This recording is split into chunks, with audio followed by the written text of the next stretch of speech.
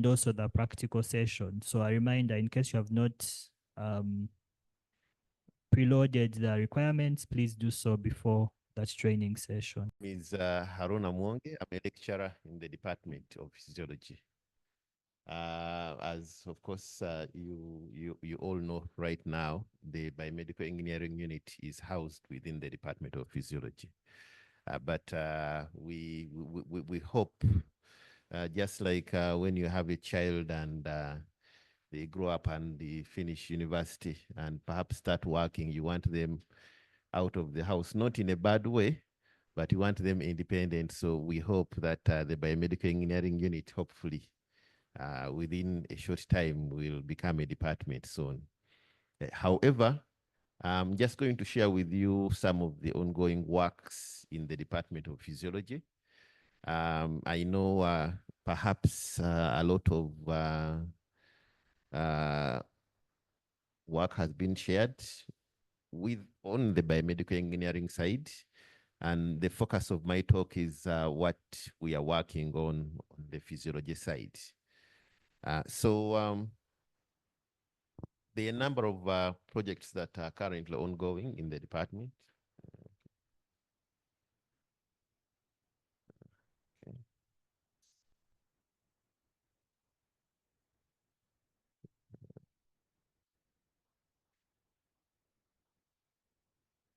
Okay. Perfect. Thank you.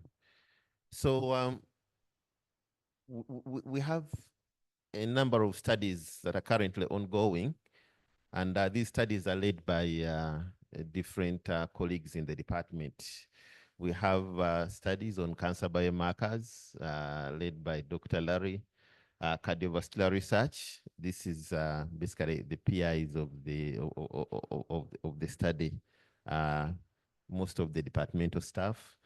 We have a project on water purification, still led by Dr. Larry. We have a project on immunology, especially malaria immunology, led by Dr. Alan. But myself, I'm also conducting malaria immunity studies in a related study, but in a different population.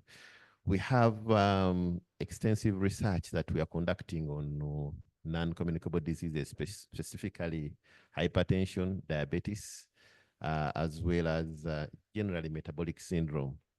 And I'm also collaborating with other researchers on studies on Ebola dynamics and transmission, host immune response, as well as Mpox. There is a current protocol that's under review that the department is collaborating with other partners. So briefly, I'm just going to run you through, just give you a few more highlights on some of the work that is currently ongoing. And the main aim here is to just create awareness, and hopefully you can perhaps come and collaborate with us. Since you learned that on a number of studies, we have large cohorts, we have a lot of stored samples in the repositories, so there is a lot that we can do. I know biomedical engineering plays a very big role, especially, for example, in point-of-care diagnostics. And point-of-care diagnostics, if you come up with a tool, you need to validate it and you need samples. So some of these studies have a large collection of samples in the repository. So one of the studies I talked about in my introduction was the cancer biomarker research using liquid biopsy. This study was supported by Makerere University Research Innovations Fund, and the objective was to identify cancer biomarkers for non-invasive early diagnosis in the Ugandan population. So under this study, we collected a number of specimens, we collected blood, urine, saliva, and we have so far done some assays on circulating tumor DNA and other metabolites, and some of the works are currently under review. And the main aim of this study was to ideally come up with basically options for rapid diagnostic kits for the different cancers, as well as enable detection of these cancers faster with what we have currently. So that's one study. The other study that is currently ongoing in the department is cardiovascular non-communicable disease research study. This study, we basically aim to identify the disparities in cardiovascular disease risk between rural and urban populations here in Uganda. And we conducted this study in Impigi and Wakiso. We have a cohort where we collected samples from, and ideally, our hypothesis had been that most of the rural areas are currently undergoing urbanization.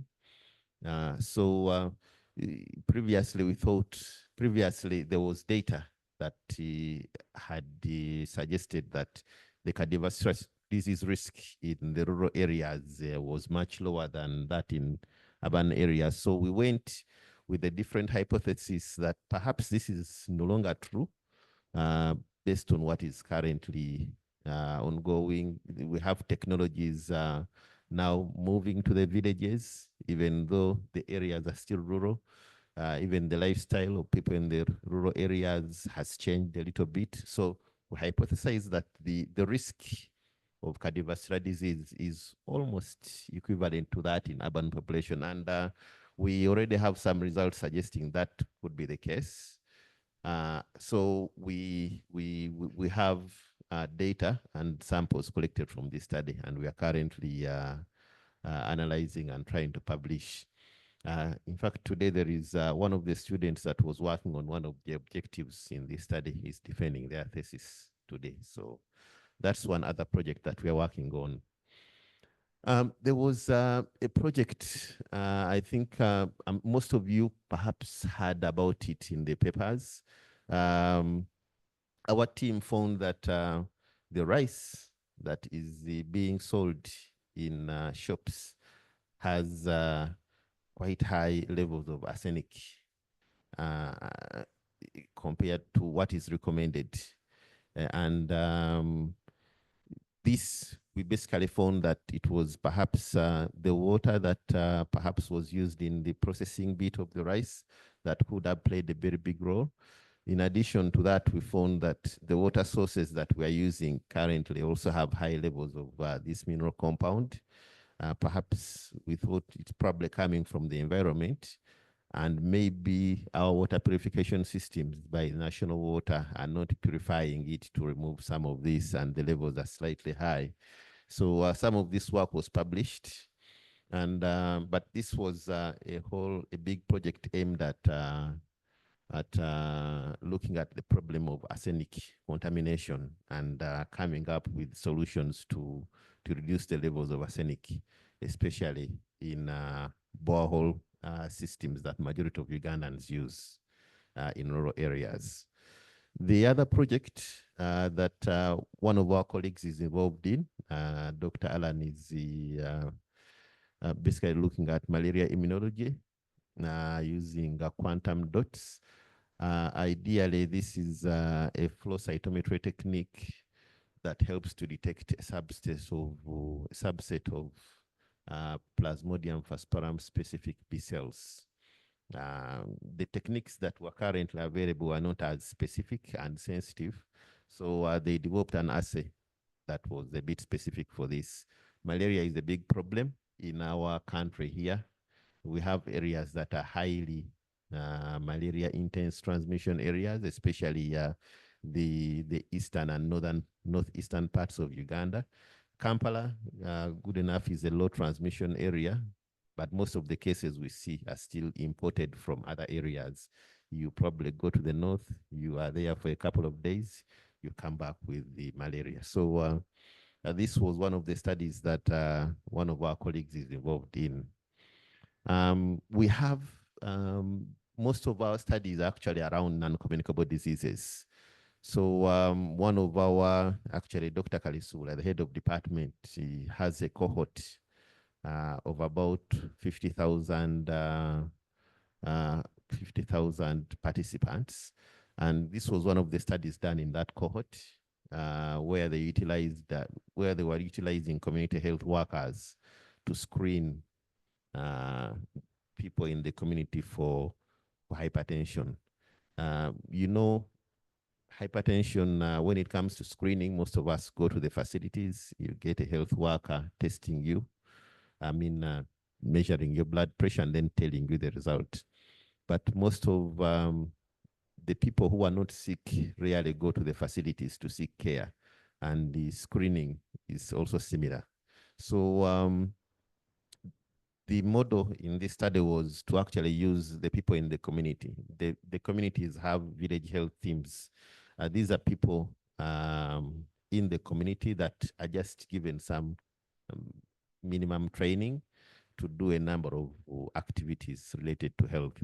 Most of the activities are health promotion, but in this study, the VHTs were trained to take blood pressures.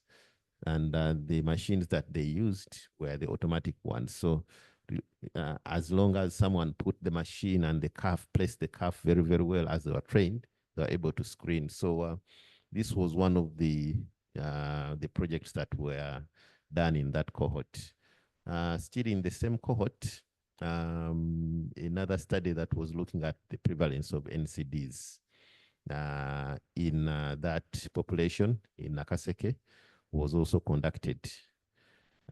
So that's the non-communicable disease cohort, and I have some slides just to give you more information about that cohort. I'm involved in a study that's looking at a cohort of survivors of the most recent Sudan Ebola disease outbreak that happened in 2022. And we are following up this cohort, looking at sequelae. Sequelae is basically the symptoms that come after someone recovers from disease. Just like you've heard of long COVID, whereby someone who suffered from COVID recovered and the virus is not detectable, but there are some symptoms that persist as a result of the acute disease. So for Ebola, we are seeing something similar, whereby Ebola has about a 50% mortality rate, so almost half of the people who contact it die. But those who survive still, we've found that some of them suffer from symptoms several months and now years after they recover from the acute disease. But also in this study, we are looking at the immune responses to the virus that the person who developed Ebola perhaps got as a result of the infection. And I don't have the results in these slides, but what we are seeing is there is just a slight drop in, for example, the antibodies that are targeting the different parts of the virus. And we are currently doing some analysis to see how long those antibodies persist, using some computational models based on what we have so far assayed. We have a number of time points that we have assayed in these individuals. But also in this cohort, we also enrolled babies born to the survivors, the female survivors. The Ebola outbreak that happened in West Africa in 2014 is hypothesized to have arisen from someone who had suffered from Ebola Zaire, earlier in 2012, recovered means they couldn't detect the Ebola virus, but the virus, we found that it persists in some tissues. For example, we found, for example, in the cohort that we are following, that some survivors still have a positive test for Ebola in their semen 2 years after the outbreak, but the blood test is negative. So which means that there could be a reservoir of the virus, and that's what they postulate led to the outbreak in West Africa. One of these survivors, so the disease initially was latent, hiding somewhere, then it came out, and then there was an outbreak that took too many lives in West Africa. So in this cohort, we also looked at the possibility of the mothers passing on the virus to their babies, especially those who are pregnant when they got Ebola. So far, we found no baby tested positive, and we also tested a number of tissues from this cohort, placenta, amniotic fluid, to see if there is virus that had been passed on to the baby. Good enough. We haven't detected anything, but we are still conducting some additional analysis. Related to this, I'm also involved in some work on Mpox. We know that there is currently an outbreak of Mpox in Uganda, basically in the Great Lakes region, mostly in DRC, but there are cases that have been found in Uganda here. There are cases that have been found in Central African Republic. So we are conducting a similar study looking at the transmission dynamics. We are looking at the host immune responses, and also monitoring those who are recovering to see if they get any effects. Yeah, this is another small study that I'm involved in. There was a clinical trial that I did in a subset of malaria patients in Kampala. But in this study, I'm looking at the role of IgA. Usually when someone gets, for example, an infection like malaria, your body makes antibodies. There are different types of antibodies, but simply put, the first set of antibodies that your body makes when you have the infection is the immunoglobulin M. So usually after that acute phase, when perhaps you're going to recover, or when you recover, there is another antibody type that now comes in the blood, immunoglobulin G, but also immunoglobulin A comes. And these ones help to stop any lingering infection, but also prevent you from getting another episode at the same time. So I'm looking at one of the antibody classes that are important for malaria responses, and looking at the kinetics in this study. So I had also promised that I would give you just a detailed breakdown of the cohort, the non-communicable disease studies that are based in. So this cohort is of about 16,000 patients. And for some of the studies, it has been screened for hypertension, diabetes, protein in urine. There were a number of other activities that were done when this cohort was enrolled, training of health workers, and a number of studies have been done, and we have samples from this cohort archived at MacBRC. So for anyone who is interested in research in non-communicable diseases, we have those who have hypertension, diabetes, but we also have the normal population. This would be a good cohort to come, and you can work together and then see what kind of work you could do with this. So this cohort is housed in a Center for NCD Access in Nakaseke.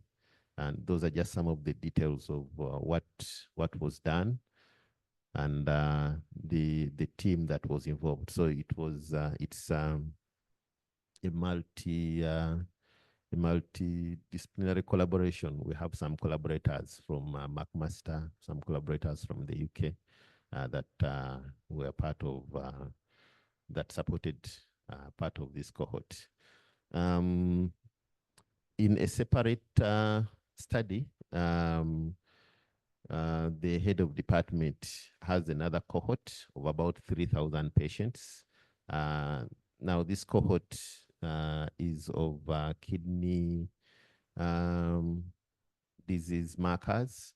So in this cohort, they measured a number of kidney disease markers, such as glomerular filtration rate, eGFR, and the samples are archived in the repository. So we have collaborators in Malawi and South Africa. So in Uganda, I think the cohort is about 1,000 patients, and the 2,000 are from Malawi and South Africa. So this is also a cohort that we have that some of our colleagues are working with. I think that's basically that's what I had about ongoing research in the department.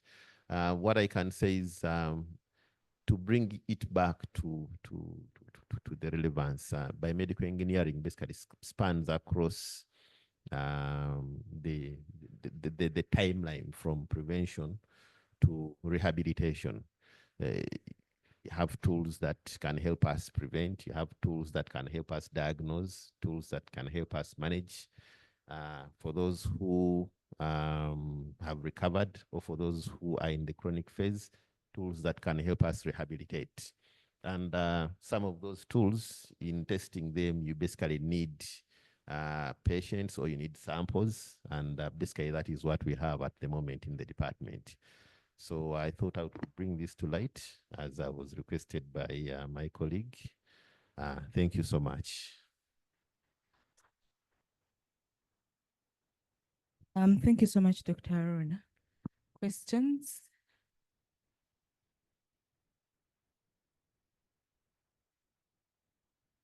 Thank you, Doctor. My name is Basule Isaac. I'm a student of Master of Science in Physiology in your department, sir.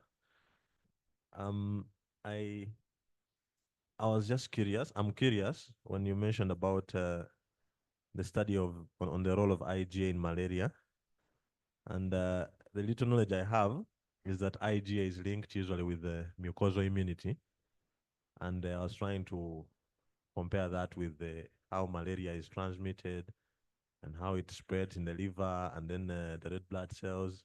And I was trying to look at where mucosal immunity would link with malaria. Yeah. Okay, thank you. Maybe you can take some questions and then can respond to them.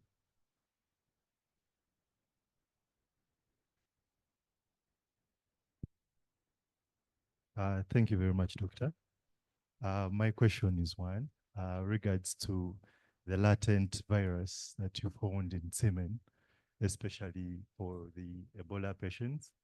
What could be the likely causes, or let's say the attributing factors, that we still have the virus in some tissue, or let's say in some fluids, yet other tests will be proven to be negative? Have we tried to find out what we can do, or probably what we can innovate to probably completely test the patient so that we come out with a negative result? Thank you.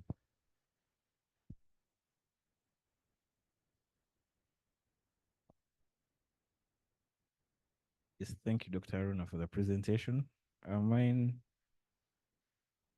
I think I have two questions. One is about Zeta cohort in this other side, not Nakaseke. The first one you presented, where you measured physical activity, where you collected physical activity data. I wanted to find out how you collected that. And another one is about the water purification project. I probably wanted to find out what are some of the recommendations. Would you recommend testing or monitoring water quality at different stages, right from generation up to the final domestic consumption? And lastly, about still the cohort now in Nakaseke, do you have a data set that probably if we think we can use machine learning to kind of help in the data analysis that we can have access to?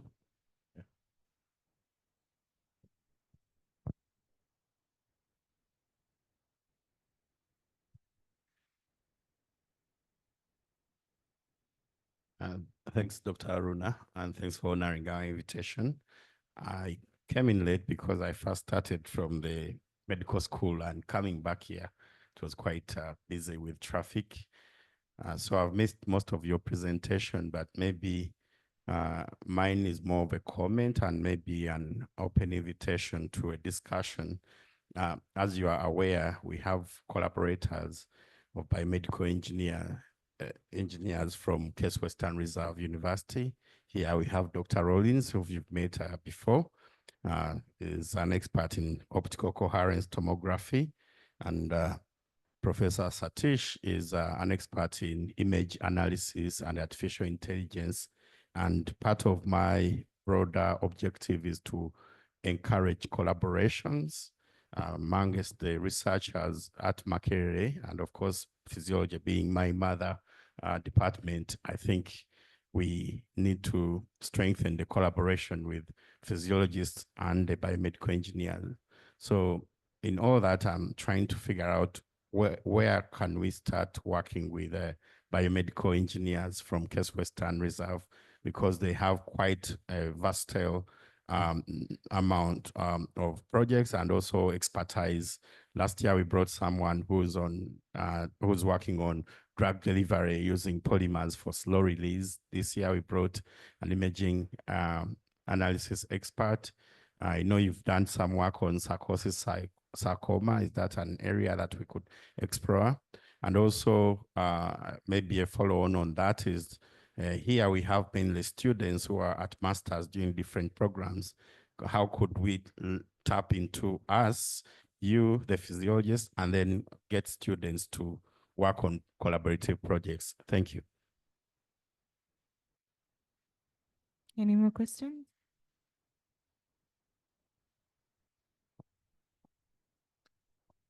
Yes, thank you very much, Dr. Haruna. Loved your talk, loved the magic you're doing. My name is Jesse. My background is actually, before doing medicine, I first did a bachelor's in physiology and as a department. So I'm still finding a hardship getting funding, and you talked about a lot of samples that you have that are available. Could you help me get a deep dive in? Because if I can get some of your samples and use some of your data, then I could actually be much better off. Thank you.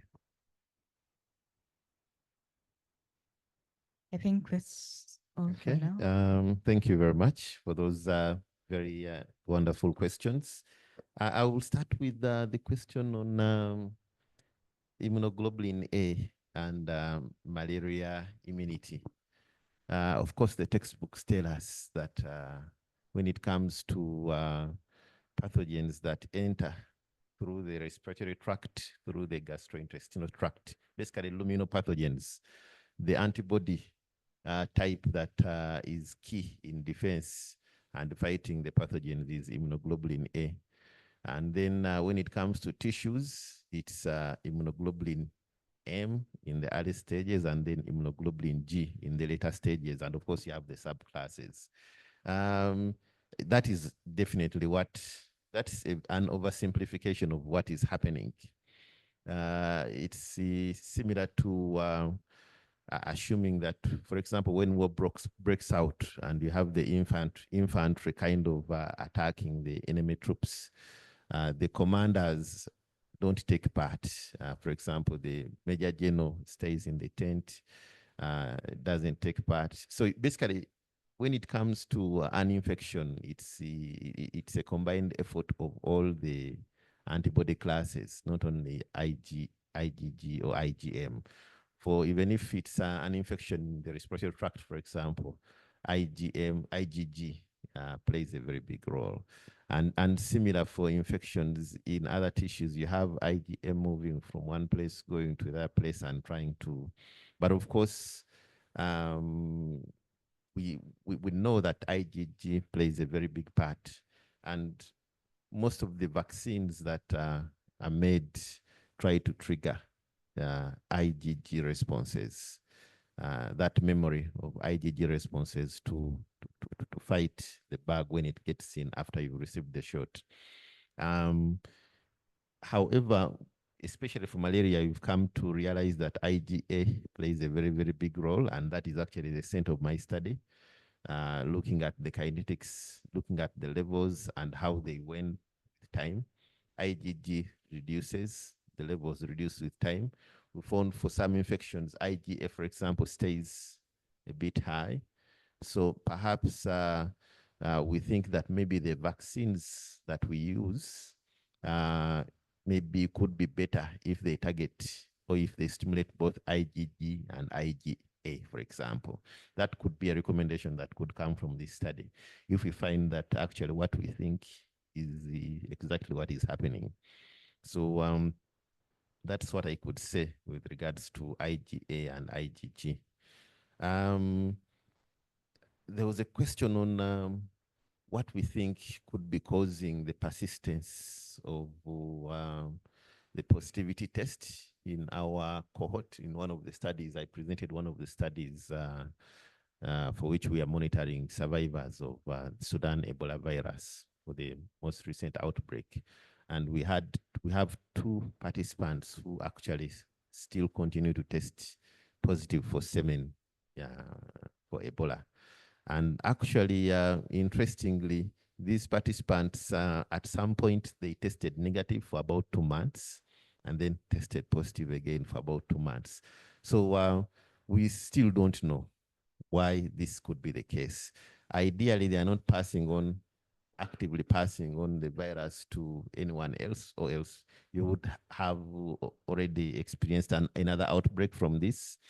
But we have these samples that they were shipped to Atlanta, to the CDC lab in Atlanta, and they are helping us try to grow the virus. So ideally, when it comes to PCR looks at different, especially at components of the DNA of the virus. And it could be that maybe the positive test could be as a result of some viral fragments, not a whole viral particle that can infect. And usually, to determine whether that is the case or not, we try to grow now this virus in culture to see actually if there is any virus that can grow and if there is any live virus particle. So those tests are currently ongoing, and hopefully maybe in the next couple of months we'll get to know whether these positive tests were actually live virus present. Since we know actually this could be the case, this can be the case as it was witnessed in West Africa. Then Success tried to ask how we determine physical activity in the community cohort in a study where we were trying to compare rural and urban with regards to cardiovascular disease risk factors. So the WHO developed a tool in its survey, and that tool, they recommended countries to use that tool when they are kind of assessing for cardiovascular disease risk factors. This was the WHO STEPS survey tool. That is what we used. And there are a number of parameters that you can collect in addition to information regarding physical activity, diet, and a number of things. And you also do some measurements. So physical activity was assessed, let me say, qualitatively. You ask someone, for example, what kind of activities they do on a weekly basis. And if they walk, you ask them how long they walk, at what pace do they walk, and then you try to, the tool has a matrix that can be used to compute that based on the answers of the individual. So we did qualitative determination, but yes, you are right. There are tools, for example, that can assess the number of steps someone takes. But what we currently don't have, and maybe this could be something that the engineers could help us with, is a tool to monitor progress of the physical activity itself, the biochemical tools to monitor progress. We have the software, for example, the steps, you can say, and then they compute the calories. But sometimes these tools are not as accurate. They don't reflect what is happening. If you've used the steps clock, for example, you know, you might even still be in the same place, and then you see the number of steps just increasing on your watch. You haven't taken any steps. So, but of course, now this could be something that the engineers come and try to help us, because there is data on some biochemical markers. Now trying to get those markers into a diagnostic tool that can be used to monitor. We can validate that using some of the samples that we have, and then see. Yeah. So this could be some of the work that we could do.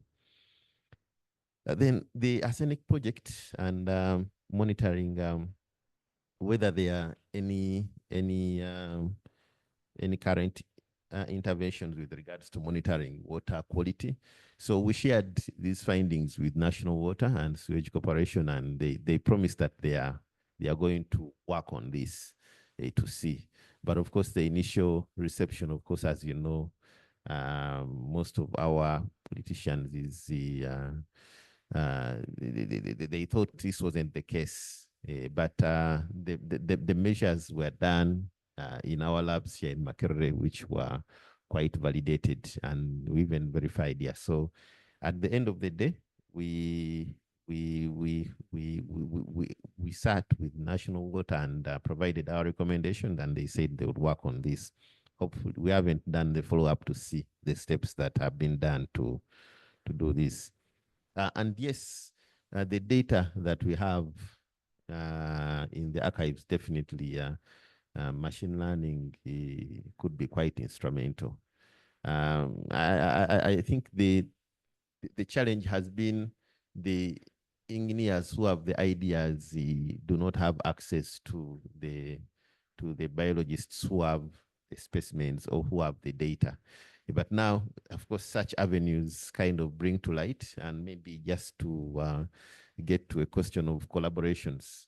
I think we've had this conversation before, and I think the best way is to front what we can do, perhaps what we have, and then maybe we could get the same from our collaborators from Duke, maybe the expectations, what they would love to do. It could be that we ourselves may not have exactly what they have, but we know where we can actually harness that. So this is a very welcome opportunity. And of course, as you know, we are kind of now building kind of this base and this cohort so that we can see how we can collaborate going forward. Yes. Jesse's question on samples. Yes, we have samples. In fact, we have a number of students in the department who are conducting projects on some of these, using some of these samples. One of them is defending today. So we always encourage our students to get in touch with us, and even students in other departments to get in touch with us to see how they could be helped. At least you don't now have to go to the field to collect samples. You now have to just budget for the analysis and perhaps what you want to do. So this work is available and the samples are available, and we are open to collaborate, and we have always worked with the students, so it should be fine. Thank you very much once again for giving me the time and opportunity. And I'm open to talk further on how we can collaborate, and I will share my contacts with Dr. Robert. Dr. Robert, of course, has my contacts and is part of the department, so you can always get in touch. Thank you so much. Thank you so much, Dr. Haruna, for that wonderful talk. So we won't have the next presentation, which was from Professor Sarah Chugulu.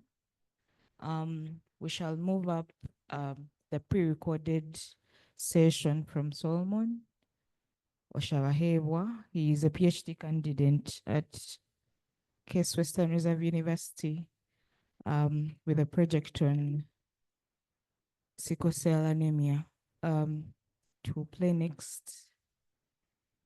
And like we did for yesterday, if you have questions, note them down, send them to us. There could be comments. They can help improve the running of his project or his research in a way or two.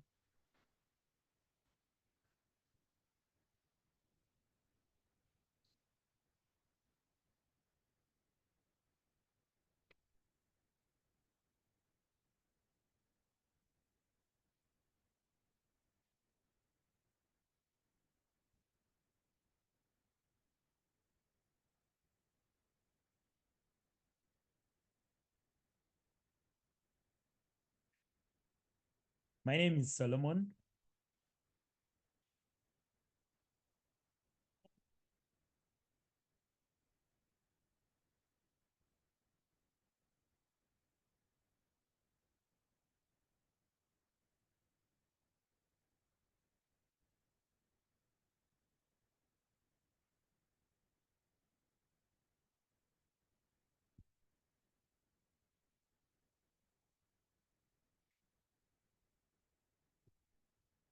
Hi, my name is Solomon Oshawahebwa. I'm a PhD candidate in biomedical engineering at CASE, and I work with Dr. Umut Gukan and Dr. Pedro Moseni.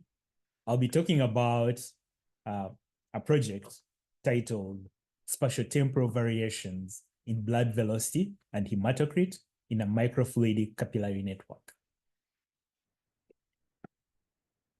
But first, let's talk about red blood cells, the most abundant cell type in the body with the primary role of transporting oxygen and carbon dioxide to and from all the tissues.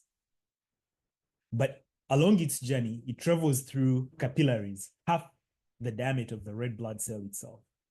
The red blood cell is about 8 microns, and yet some capillaries go down to 4 or 3 microns. So it has to squeeze through these capillaries, and it does this in 60 seconds. It completes a full cycle from the heart through the body and back.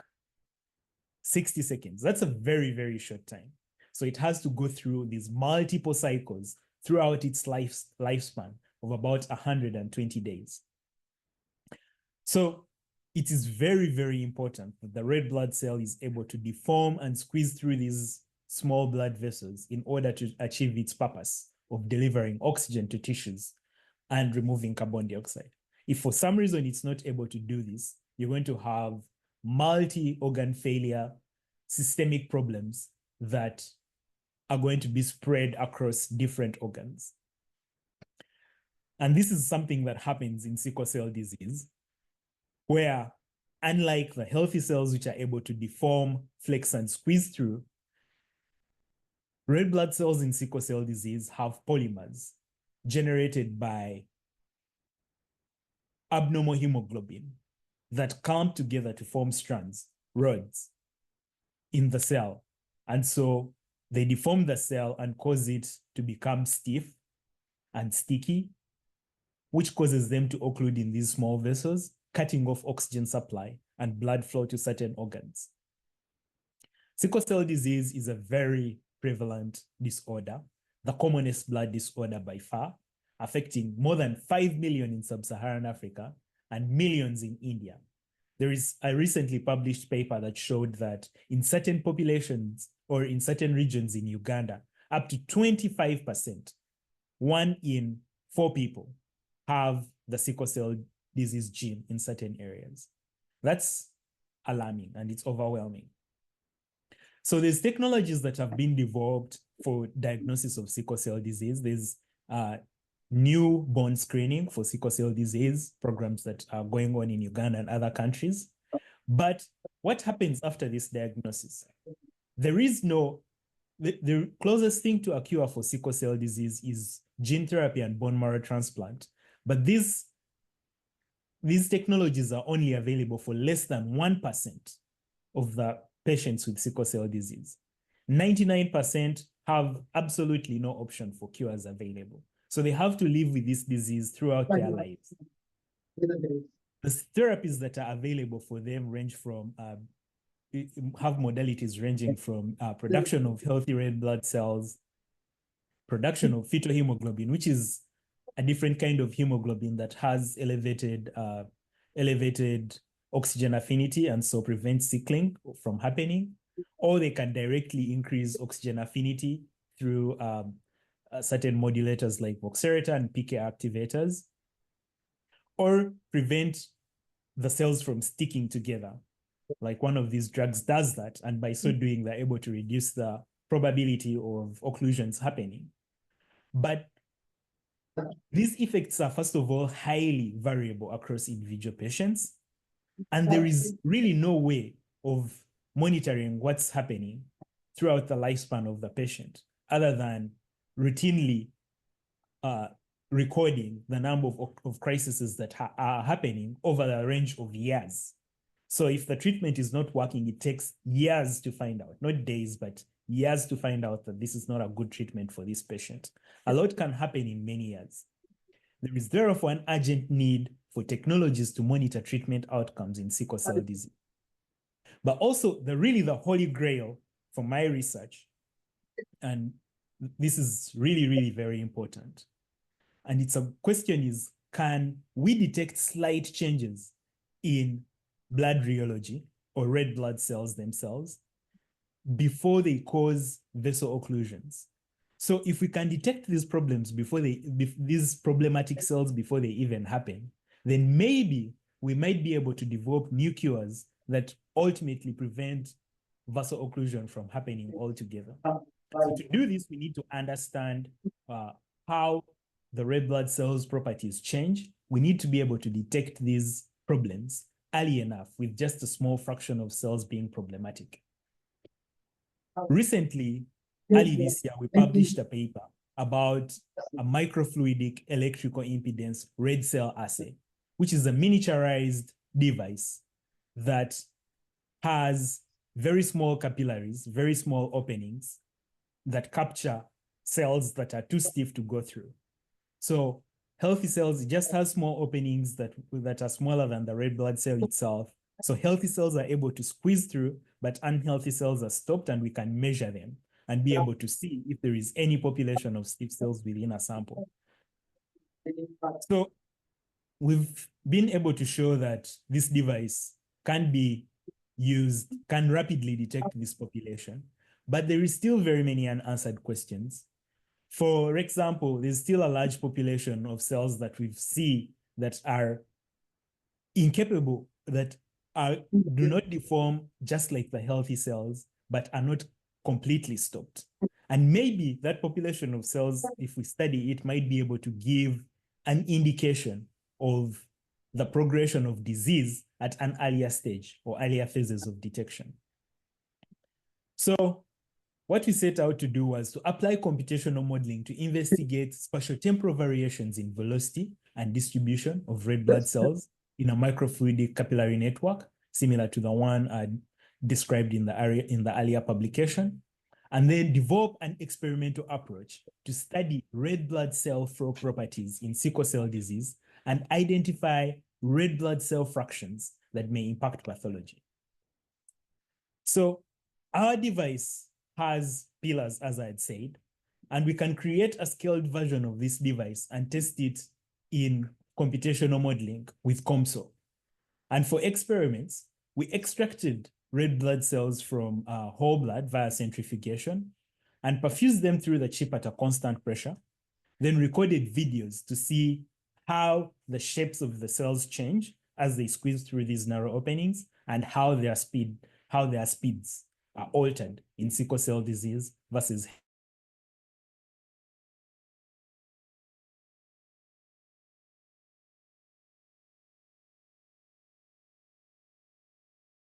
healthy.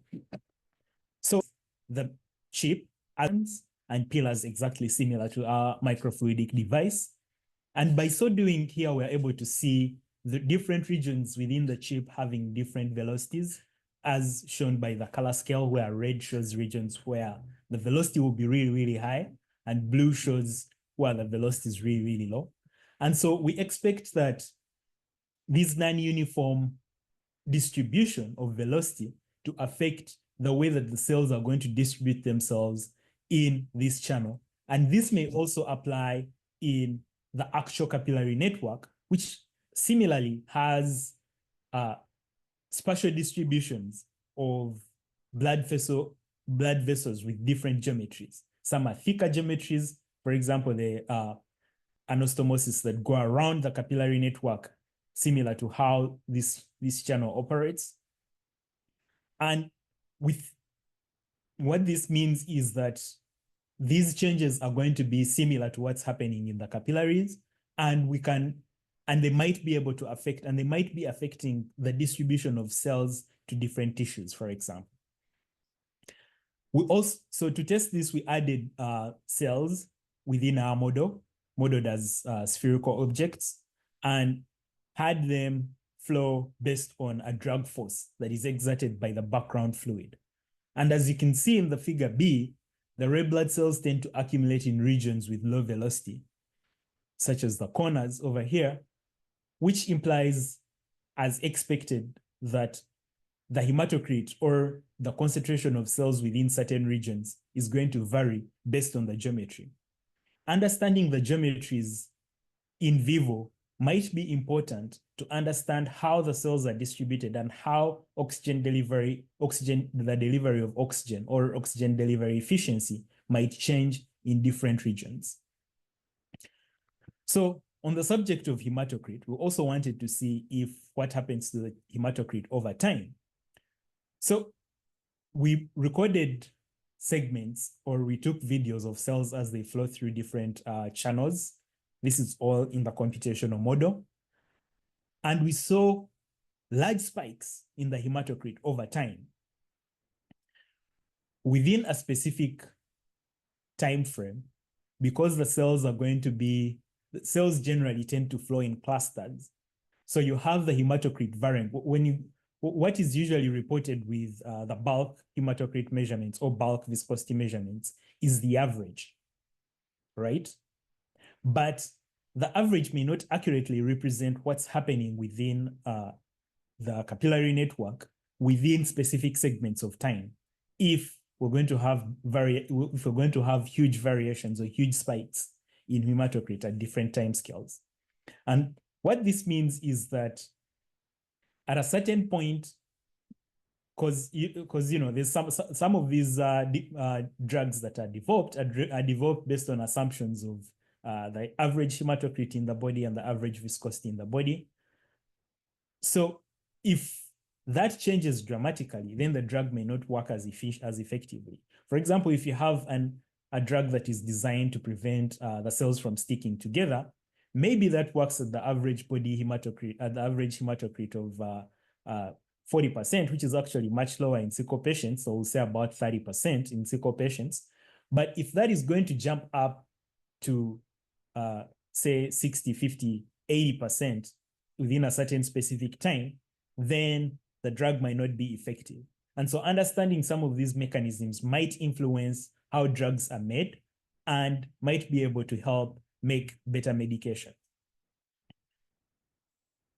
So we also looked at the velocity distribution, still in the computational model in silico. And we see that the mean velocity in the capillary network, we had about 0.3, whereas in the inlet channel, it was much higher. Again, this is because of variations in the channel, in the vessel geometries or the geometry of the blood vessel itself. So what this also builds onto the previous point, which is that characterizing these rheological properties like velocity, viscosity, hematocrit based on averages might not accurately represent what's happening in the capillary, at least based off of these computational models. And a better model might involve understanding the differences in these properties, both in space and time, in order to explain some of the pathological effects that are happening in patients under treatment, for example. Like why are some patients responding to treatment and some are not? And some of these variations might be the answer. We then ran experiments within our device, in vitro, on our microfluidic device. And here we had red blood cells isolated and flown through the chip from both healthy patients and patients with sickle cell disease. And what we saw is that stiffer red blood cells from sickle cell disease patients have lower velocity than healthy red blood cells, especially in channels with a width less than 8 microns. What this means is that as the width or as the dimensions of the vessel become smaller than the red blood cell, which is 8 microns, like I earlier mentioned, as those dimensions become smaller than the red blood cell itself, you're going to have the stiffer cells having more and more trouble going through or making it out to the other side. Implying that at that level is when we're going to start seeing some of these problems happen, which is important because most of the devices out there in literature and in practice measure bulk properties of blood and red blood cells. But we need devices that are actually able to look at what's happening at this micro level when the dimensions become less than the red blood cell. drugs, this data points to, drugs should be tested based on how the red blood cells respond or how red blood cells respond in such conditions, rather than testing in bulk using equipment that measure bulk, velocity, and viscosity. But more than this, we also identified certain flow properties in these capillaries. Here, I'm looking at just the 4 micron. I'm zooming into the 4 micron array, which has the spaces between these pillars are 4 microns. And so one of the phenomenon we see is for a healthy red blood cell is really streamlined. It follows the blood flow and it's able to just zoom through the pillars without barely touching the walls. And then you have this sort of retarded flow by stiff cells in the next figure, where the cell actually squeezes through the capillaries. You can literally see it struggling to squeeze through. And what that means is you have more interaction with the walls, with the vessel walls, and that is probably going to change the properties of the cell itself and maybe change the properties of the capillary wall itself due to that friction that normally does not happen. So the body is going to have to figure out ways of dealing with that, or those vessels are going to get damaged, which actually has been shown to be a very common characteristic of sickle cell disease vasculature. And it actively contributes to pathology as well. Then we also have other weird characteristics like rotation, where the cell is going to spin around. Still, it's not exactly retarded, but the flow is not as smooth as with the healthy cell, or even tumbling motion, where the cell, because of weird shapes, still collides with the walls of the vessel and then still changes its shape to manage to go through. Either way, all these properties, all these different motions or flow patterns are abnormal and might be contributing to sickle cell disease pathology. So my point here is, we need to study these more, and they might be able to help with A, identifying problematic cells before they cause complete occlusions, and B, seeing if one treatment or the other can reduce this population of, or the occurrence of these abnormal flow profiles. So we looked at our data a little bit more based on the velocities of the cells. And in general, when you have a healthy sample, the velocities, which is on the x-axis in this figure, are going to be concentrated within an upper range between 800 to 1,000 microns per second at a fixed pressure of 50 millibar. But then you get some patients, like this is a patient that was not transfused, so majority of their cells are sickle red blood cells, and that velocity shifts to a peak at about 600. So that shift in peak means that the cells are generally slower than they should be, which also compounds to the problem because the capillary has a lower oxygen saturation than the rest of the circulation.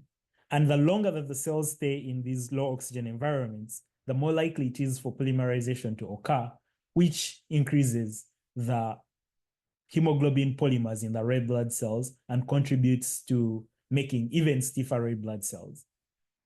But an even interesting case was of patients who are recently transfused, where now you can actually see a more spread out distribution, implying that you have multiple populations that are spread out of healthy cells and sickle cells. Now, this is also interesting because in general, when you do when you treat a patient, you want the entire population to shift to the right. You want, because even a small population of cells that have abnormal flow patterns or have low velocity might be sufficient to cause problems at the systemic level. So, for example, if as they go through the cycles, if every time through the cycle just a few cells get trapped, those trapped cells are probably going to cause problems in the long run, which might explain why certain people with sickle cell trait, for example, which is generally considered not to be a big problem for them because they can live normal, healthy lives. But over time, they tend to develop things like kidney failure and other problems that are and low and higher mortality rates than the normal population. And some of these problems happening slowly, cumulatively, might explain why that might be an issue. So treatments that are developed should be able to shift the entire population from the left to the right. And when we assess this level, indeed, you could see that you have a decrease in average velocity if you don't look at the spread, because it might deceptively show that, hey, the velocity has been improved with treatment. But if you don't look at the spread to identify subpopulations that are problematic, they might be missed by methods of detecting bulk measurements, such as average velocity. Because when you do the spread, which is here is measured by the standard deviation, then you're able to see that the standard deviation in patients with transfusion is actually much higher than patients who have not been transfused. So in conclusion, we developed a model to demonstrate spatiotemporal variations in red blood cell velocity and distribution from microcapillary geometry. We see localized hematocrit spikes, which may contribute to sickle cell disease pathology. And while the model used uniform particles only, experimental studies showed that microrheology is altered in sickle cell disease compared to healthy by looking at the velocity and the spread between the velocities of the individual red blood cells within the sample. I believe that studying these red blood cell properties in microcirculation may provide relevant biomarkers for sickle cell disease that perform better than bulk rheology measurements. Thank you very much for your attention. Please email me or the organizers and let them send the questions to me. I wish I could have been there with you to share this talk with you and probably get some feedback. But please let me know if you have any questions. And I would like to acknowledge my lab members from the two labs that I work with, Dr. Gukan's lab and Dr. Pedro Amoseni's lab, as well as the funders that have made this work possible. Thank you very much.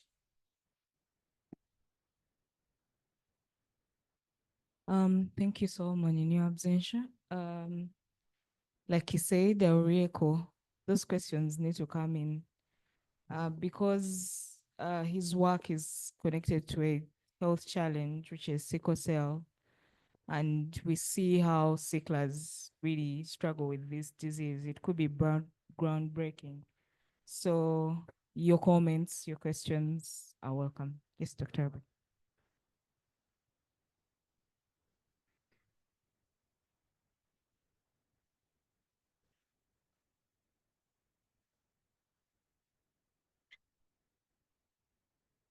Okay.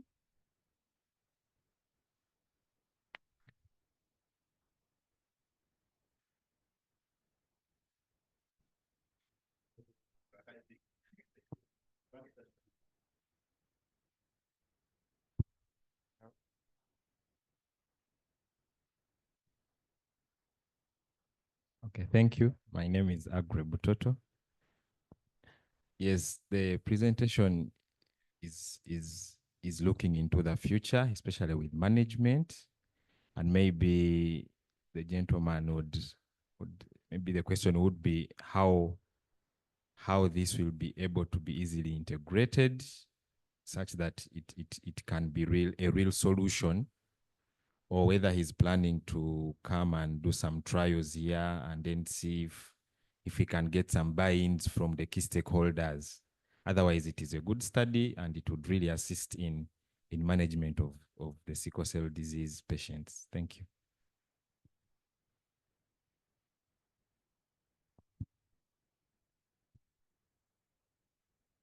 Yeah, so I'm Fahim Yiga.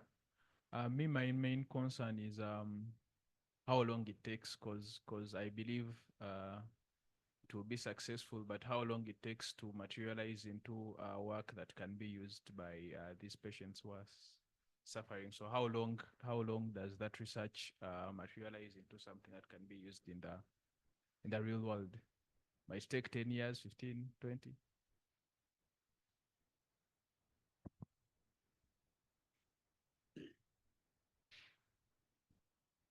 Of course, I'm no expert in the field, but I've been at least listening to Solomon present over the years. And maybe to give another context is that Solomon's supervisor has been working on similar devices for quite a number of time. There are some devices that are actually out on the market already. And then we have also Zoe, who started a PhD before Solomon, and I think had devices starting to get to translation. And Solomon's device, even when I'm forgetting what it is because I had to move out to discuss some bits on the program, I know that it is in usable form now because is testing and proving that what he wants to look out for can be at least validated in a lab. So it's not so much in the future, but more or less around now. It's more of how can we now start getting into a usable product. Has he come to ask the questions here and try to identify people? Yes, he has. Together with their supervisors, Zoe and Solomon have come to JCRC. They want to set up a big SCORE cell research center, and they really like it, and they've met with different SCORE cell researchers. I think that's why we had invited Professor Sarah Chiguli, because she has a big program on sickle cell research. So, and also for me, I wanted to show some of you guys that there was a question from you and about, you know, what sort of thing can we potentially fund? And because he's doing a PhD, he's going back and asking some basic science questions before he can go on to make the products. But at Masters, we want to be nearing the product. Can you pick a few things and not have to spend so much time looking at the basic science that, yeah, then you can develop products. I hope that has given a vague but useful answer. It was useful. If there are other questions that can be asked. Thank you so much. My name is Noel. What caught my attention was when you talked about the people who carry the trait developing complications like organ failure in the future. So I'm wondering, do they also go through the same process that the sicklers go through, like the oxygen cut off to the body tissues? Or, and even the diagram where we could see like how it flows through the different capillary walls and whatnot. Do the ones that carry the trait also go through the same process? I thought for them, they have no more blood cells. Dr. Robert, do you want to? We shall note that down. Thank you. Good morning. My name is Andrew. The gentleman who presented hinted on development of biomarkers for assessing the progression of this disease at microfluidic level, just at microcirculation. Could he maybe hint at the possible ones we look at, or do we have to go down to scratch and develop them on our own? And do we have the means to do so from Uganda? Okay.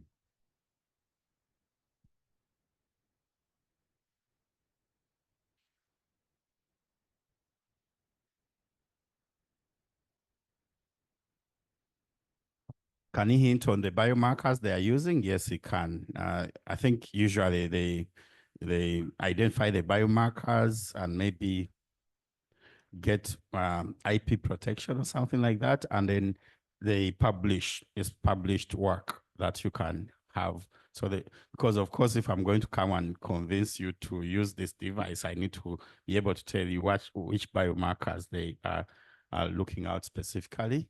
And what was the second part of your question? Are we capable of developing them in Uganda? I don't think we are yet, though. I think that's a question generally with biomarkers across the board. It's not just for sickle cells.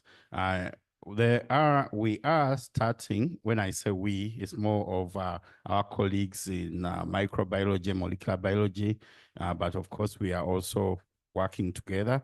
We are in a process of getting some infrastructure to be able to make some biomarkers locally. And I say that hesitantly. I know it's going to happen, but I will not say that it's going to happen tomorrow. Just that I know that there are so many discussions going on, and the Ministry of Science, Technology, and Innovation, it's not a ministry anymore. The Science, Technology, and Innovation Secretariat at the Office of the President is very much into this. We want to be able to make these biomarkers, reagents, and so forth. We can discuss at length maybe during the break. I'll keep the other question for Solomon. Thank you. My name is Oliogo Mukasa. Now, literature has it that as the scholars grow up, they tend to develop what we call autosplenectomy due to repeated occlusions of their small blood vessels. So I'm just wondering, why does it happen to only the spleen and not to other organs? And is there anything that can be done to prevent that? Thank you very much.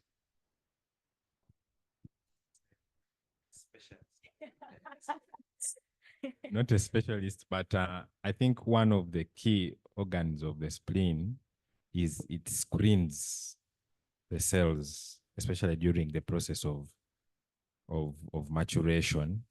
So because this person has a lot of abnormal cells, I think over time really the spleen function is lost.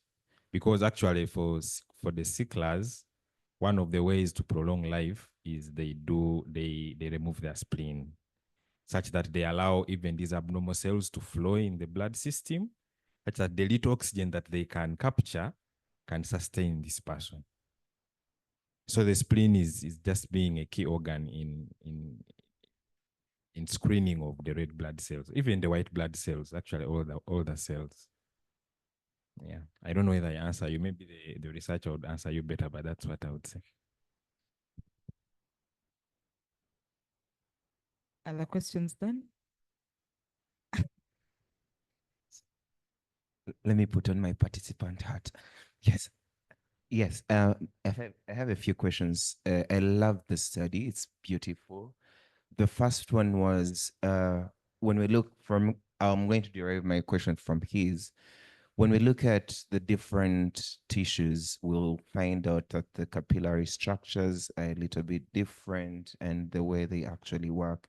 So does that model account for all the tissues in the body?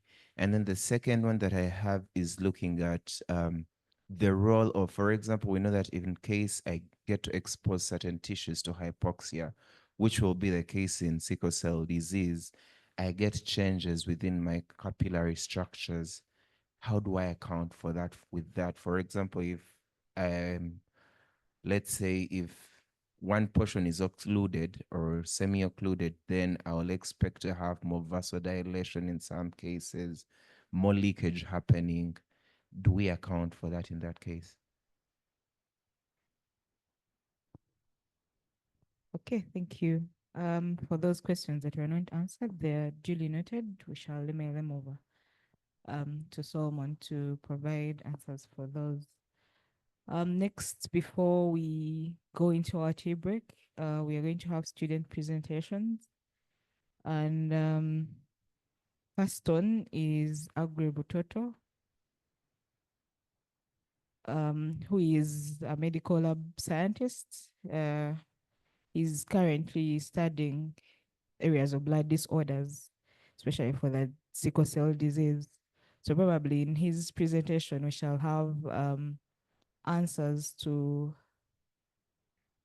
some of the questions that we have had during Solomoni's presentation.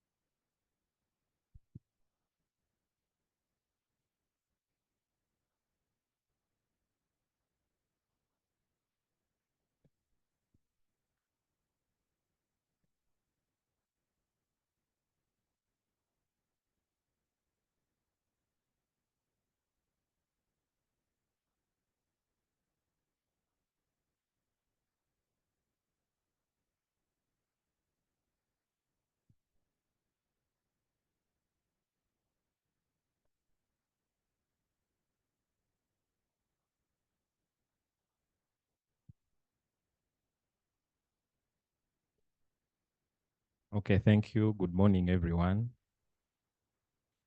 My name is Agre Butoto Zakayo.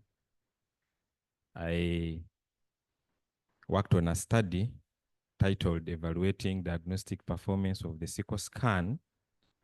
It's a point of care rapid diagnostic test kit in characterizing hemoglobinopathies using isoelectric focusing methods as my gold standards. And yes, I'm a second year student completing, and those are my supervisors. I think this morning we have talked quite much about sickle cell disease, but just to point out a few things, sickle cell disease is so far the most common inherited hemoglobinopathy worldwide, and it's caused by some nucleotide substitution at the 6th position, where you have the amino acid changing from valine to glutamic acid. And like Solomon was explaining, glutamic acid is what makes now the hemoglobin lose its discoid shape, and then it becomes that, you know, that brittle and it's not flexible and cannot move freely in circulation. So World Health Organization recognized sickle cell as a major public health concern, and in sub-Saharan Africa, it's where the biggest burden is, about 75%. And studies so far carried out, like Solomon highlighted, the latest study actually shows that people who are carrying the sickle cell trait are over 20%, but the other literature points at about 14.7% having the trait, and then 2.8% having the sickle cell disease. So what did we set out to do? We set out to, what is the problem? We are saying that early screening and awareness of the sickle cell status is a bedrock to sickle cell disease and trait reduction strategies. I don't know how many of us in this room know their sickle cell status.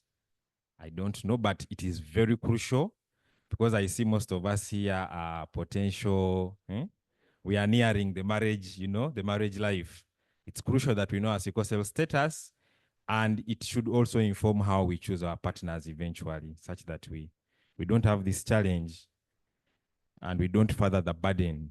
So screening is available in Uganda, but it's not definitive. We have some screening methods available.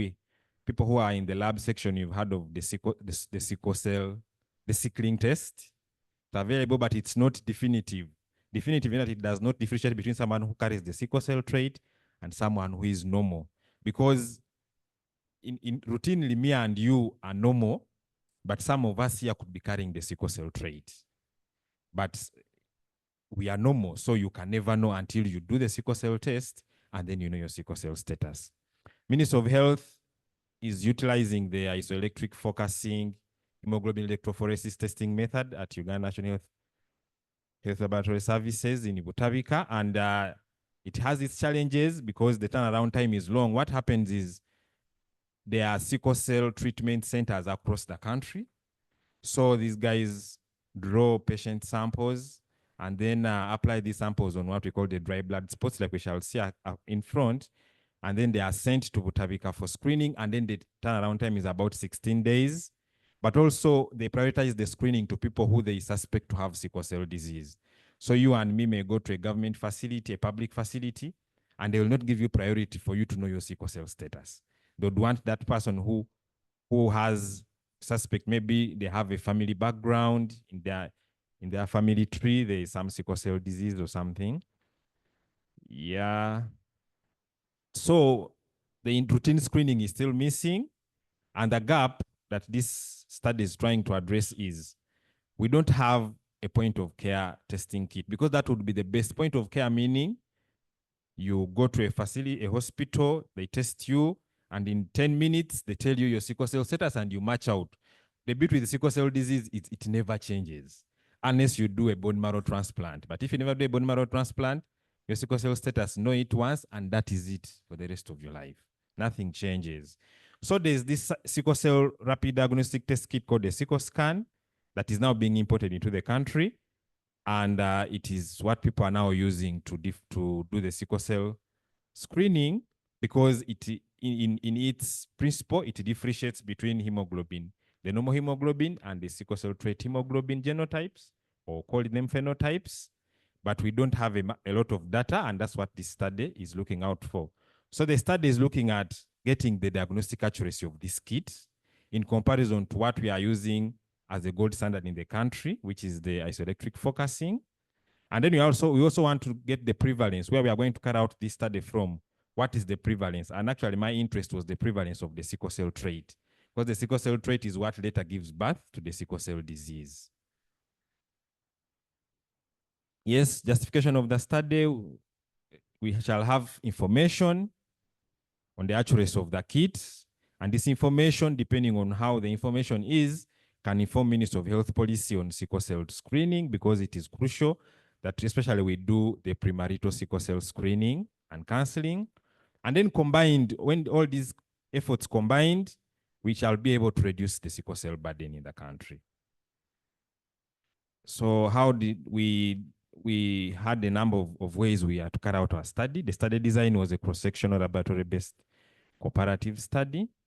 And basically we are going into a health facility that routinely does sickle cell screening. And then that's where we are operating from, like you will see as we go down. So we went to Palisa General Hospital and Ngora. Someone would wonder why we left Kampala and, we had to go all the way.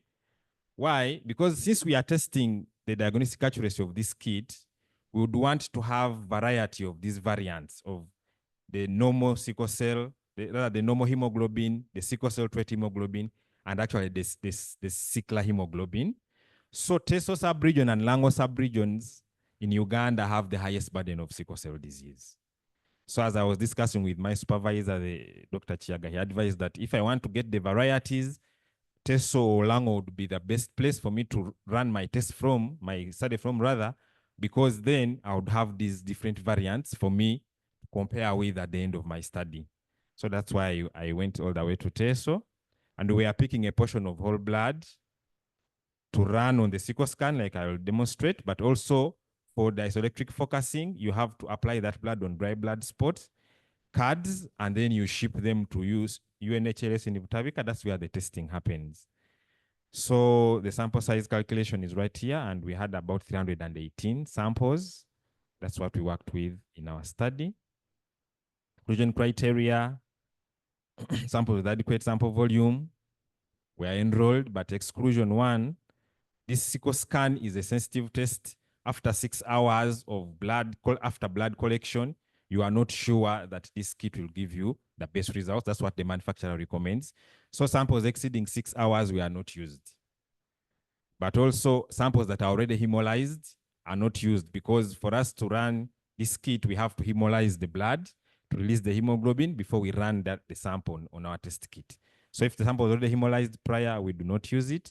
But also patients that have undergone blood transfusion in the past 3 months, because we assume that some of this, because if, for example, a patient is a sickler, obviously sicklers undergo a lot of transfusion. So if they have undergone transfusion, they'll transfuse them with the normal blood with normal hemoglobin to rescue them from the sickle cell crisis they are in.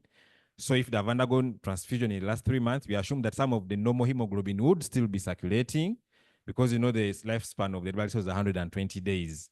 So if it is circulating, then you can mistakenly pick it, and then maybe you diagnose this person to be having the sickle cell trait, and yet they're actually sicklers. So that's why it was one of our exclusion criteria.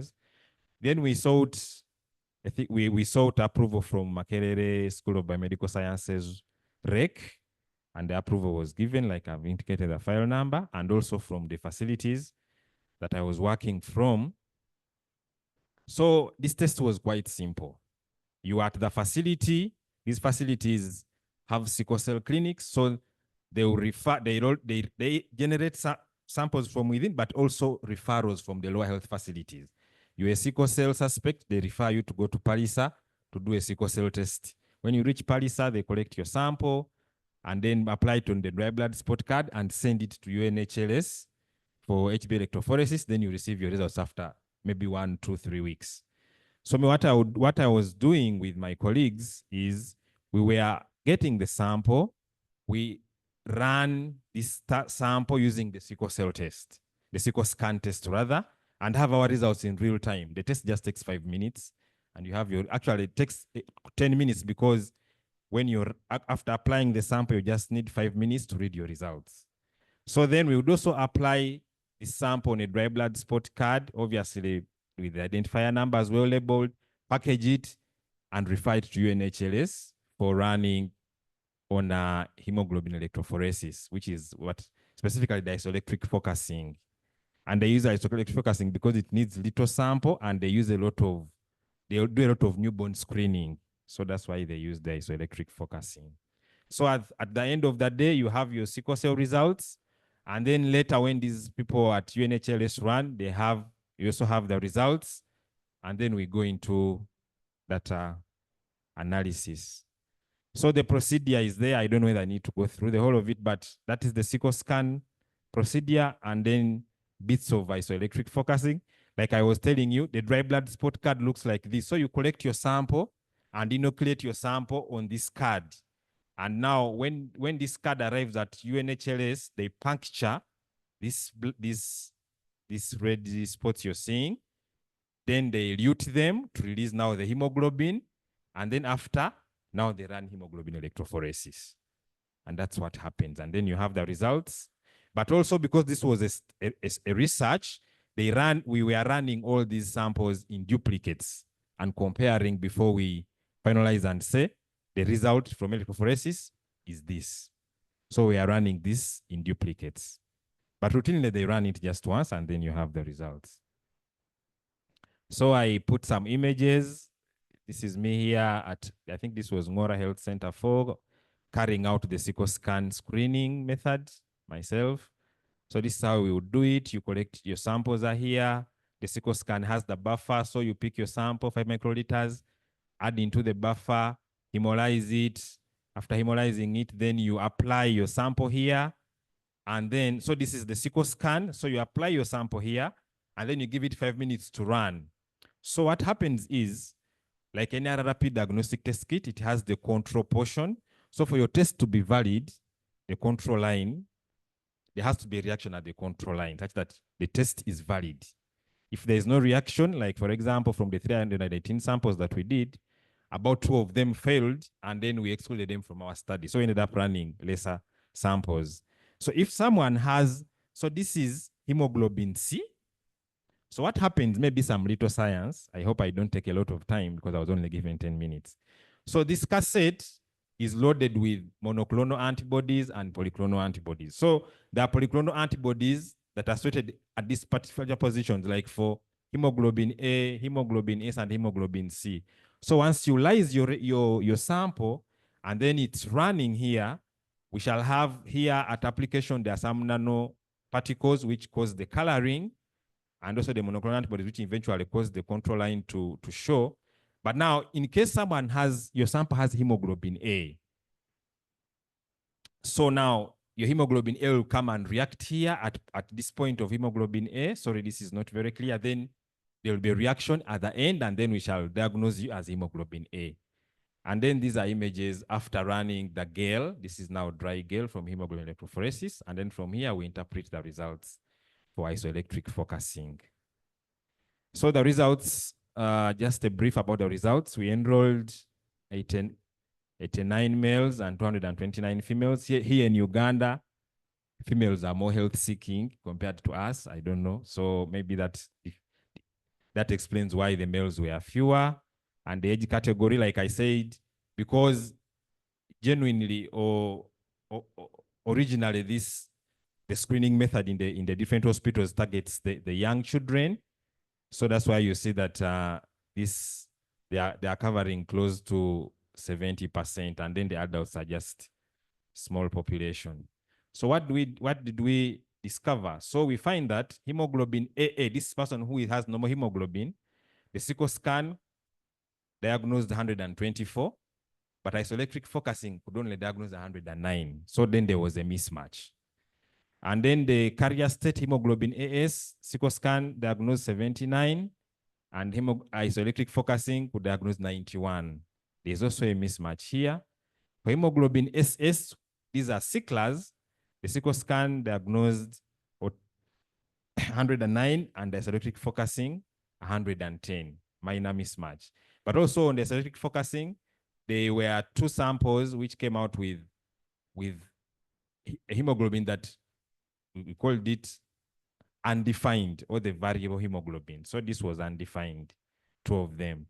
So why the samples have reduced from 318 to 312 is because we lost some of the samples during the testing procedure because they could not meet the quality criterion. So we eliminated them. We ran on the sickle scan and there was no control line, so that you cannot proceed with it. When we ran on the isoelectric focusing, some of them did not give us any bands. 4 of them didn't give us any bands. So we also let those, and also let the 2 on the sickle scan, and then we lost 6 samples. That's why we are ending up with 112 samples to proceed with our study. So after getting the results, I used the 2x2 table to enter them here. And then after that, after using the 2x2 table, I had to look for the easiest software to use, which was Excel and SPSS, such that I could easily interpret and analyze my results. So looking at how did the 2 tests agree, the agreeability of the 2 tests. So the sickle scan for hemoglobin A, which is the normal hemoglobin, diagnosed 124, while the isoelectric focusing diagnosed 109. So that means that the sickle scan overly typed with an excess. That's why we are saying that here it is 113.76, but it is just because it exceeded. So the sickle scan was in essence giving false hemoglobin AA. Some of the hemoglobin A that it was giving was actually not hemoglobin AA compared to the gold standard. For hemoglobin A, which is the carrier state, the sickle scan, we would get 79. Isoelectric focusing method, we got 91. So implying that some of what sickle scan was diagnosed as hemoglobin AA were actually hemoglobin AS. If you're to see, because if this is 91, there are about 12 of them that were actually misdiagnosed. Then for hemoglobin SS, yeah, for diagnostic testing, I think this was okay. Sickle scan was 109 and IF was 110, and the agreeability was 99.09%. And then the variable hemoglobin. So in summary, what were our results like? So the sensitivity of the sickle scan now in comparison to the gold standard for identifying or for diagnosing sickle cell disease, the sickle scan sensitivity was 99.09% at 95% confidence interval. So this means that out of 100 samples, the sickle scan is able to genuinely pick over 99 of them and type them correctly to have hemoglobin SS. That's sensitivity. Now, specificity is if the sample does not have hemoglobin SS, is this kit able to actually test and say it doesn't have hemoglobin SS? Yes, it did, and it was 100%. And then the positive predictive value is out of the percentage of what it has picked as positive, what is the true positive, and then a negative predictive value. When you come to the sickle cell trait, the sensitivity of the sickle scan in comparison to isoelectric focusing was actually slightly low, because the sickle scan only could show 88.35% sensitivity. That means that the sickle scan was missing out some of the hemoglobin AS. Oh, sorry. I'm running through, sorry. Was missing out some of the hemoglobin AS. And for hemoglobin AA, the sickle scan was giving false positives. If you can see the PPV here at 87.9%. Yeah, so a brief on prevalence. Like I said, there were samples that we collected direct from the sickle cell clinics. And from my background, like I said, we collected about 15.9%, because for prevalence, we are basically using the isoelectric focusing method result, because this is our gold standard. So we had about 15.9 samples as hemoglobin AA, 31.9 hemoglobin AS. And because they are sending suspects to sickle cell clinic, over 52.1 were actually hemoglobin SS.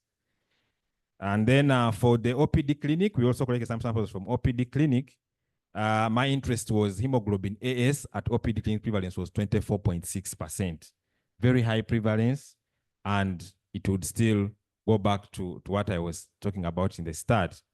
So the sickle scan, from my discussion in a brief, it does well in typing the hemoglobin SS, the sickle cell disease. But for the carriers, it is still lacking. And because it is, the best way for us to manage the sickle cell disease, I'm completing, is for us to screen, premarital screening, and then we can have someone going into a marriage aware that they are carrying the sickle cell trait, or they are normal. So their partner, if their partner also carries the sickle cell trait, then I don't know what happens, because there's a 25% chance that these people can actually give birth to a sickler, and then, further the sickle cell burden. I would also say that the suspicion index was high at the sickle cell clinics, but also the prevalence of 24.6% is something very big, because it then means that this community is still going to grapple with the sickle cell disease burden. And then in conclusion, the kit demonstrated very good accuracy for diagnosing sickle cell disease, like I had earlier elucidated. But then we are thinking that we would recommend that if such a kit can be used in the sickle cell clinics, because if you're suspecting sickle cell disease, and then this kit is doing so well in actually diagnosing sickle cell disease, you could use it in the sickle cell clinics and maybe spare some of the tests for the OPD screening, such that you can have people walk in and then they are screened. But this is more of policy, surely. Then also this prevalence, like I said, it's just an indicator of an impending risk that is growing and that needs to be addressed. So for us to test this kit even better, we need a wider, scaled up study.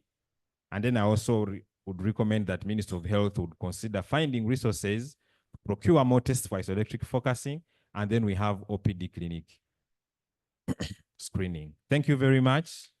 Those are my acknowledgements. Thank you very much for listening. Thank you so much, I agree. I'm in a bit of a fix. You used up your questions time, and I saw people noting a lot of questions. But let me call upon Professor Sarah Chuguli to come and talk to us about the sickle cell burden in Uganda. And then we shall have a session where, if it's not networking, a session where you can have a one-on-one with Agri about his project. Thank you.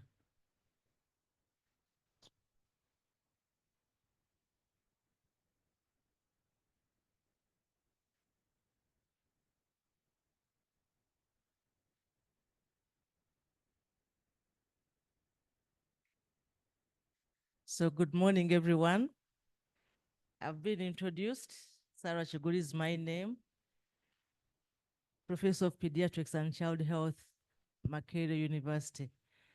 And a Ugandan who has grown through in this country and seen children with sickle cell anemia. A number of them have grown to adults. The babies that I treated when I had just started working, they are now old people. But also some of the older children then are adults. I would like to apologize for one coming late, but two not having a formal presentation. It's part of aging, I think. but I'm here. So what's the burden of sickle cell, the burden of disease? I found the previous speaker talking about the burden of sickle cell disease.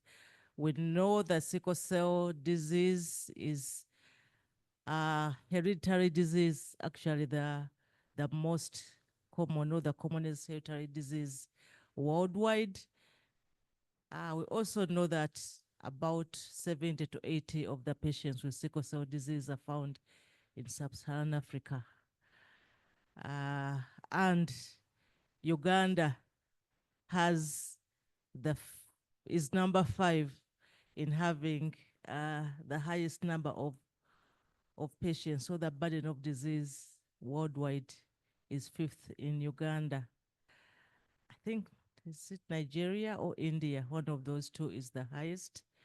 And then DRC and Tanzania top up. And then we are there. So the burden is really high in our country.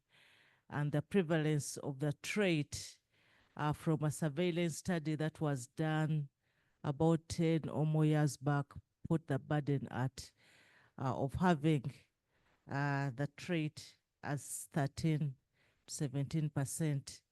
But also we know that some districts in this country have a higher burden of sickle cell disease than others.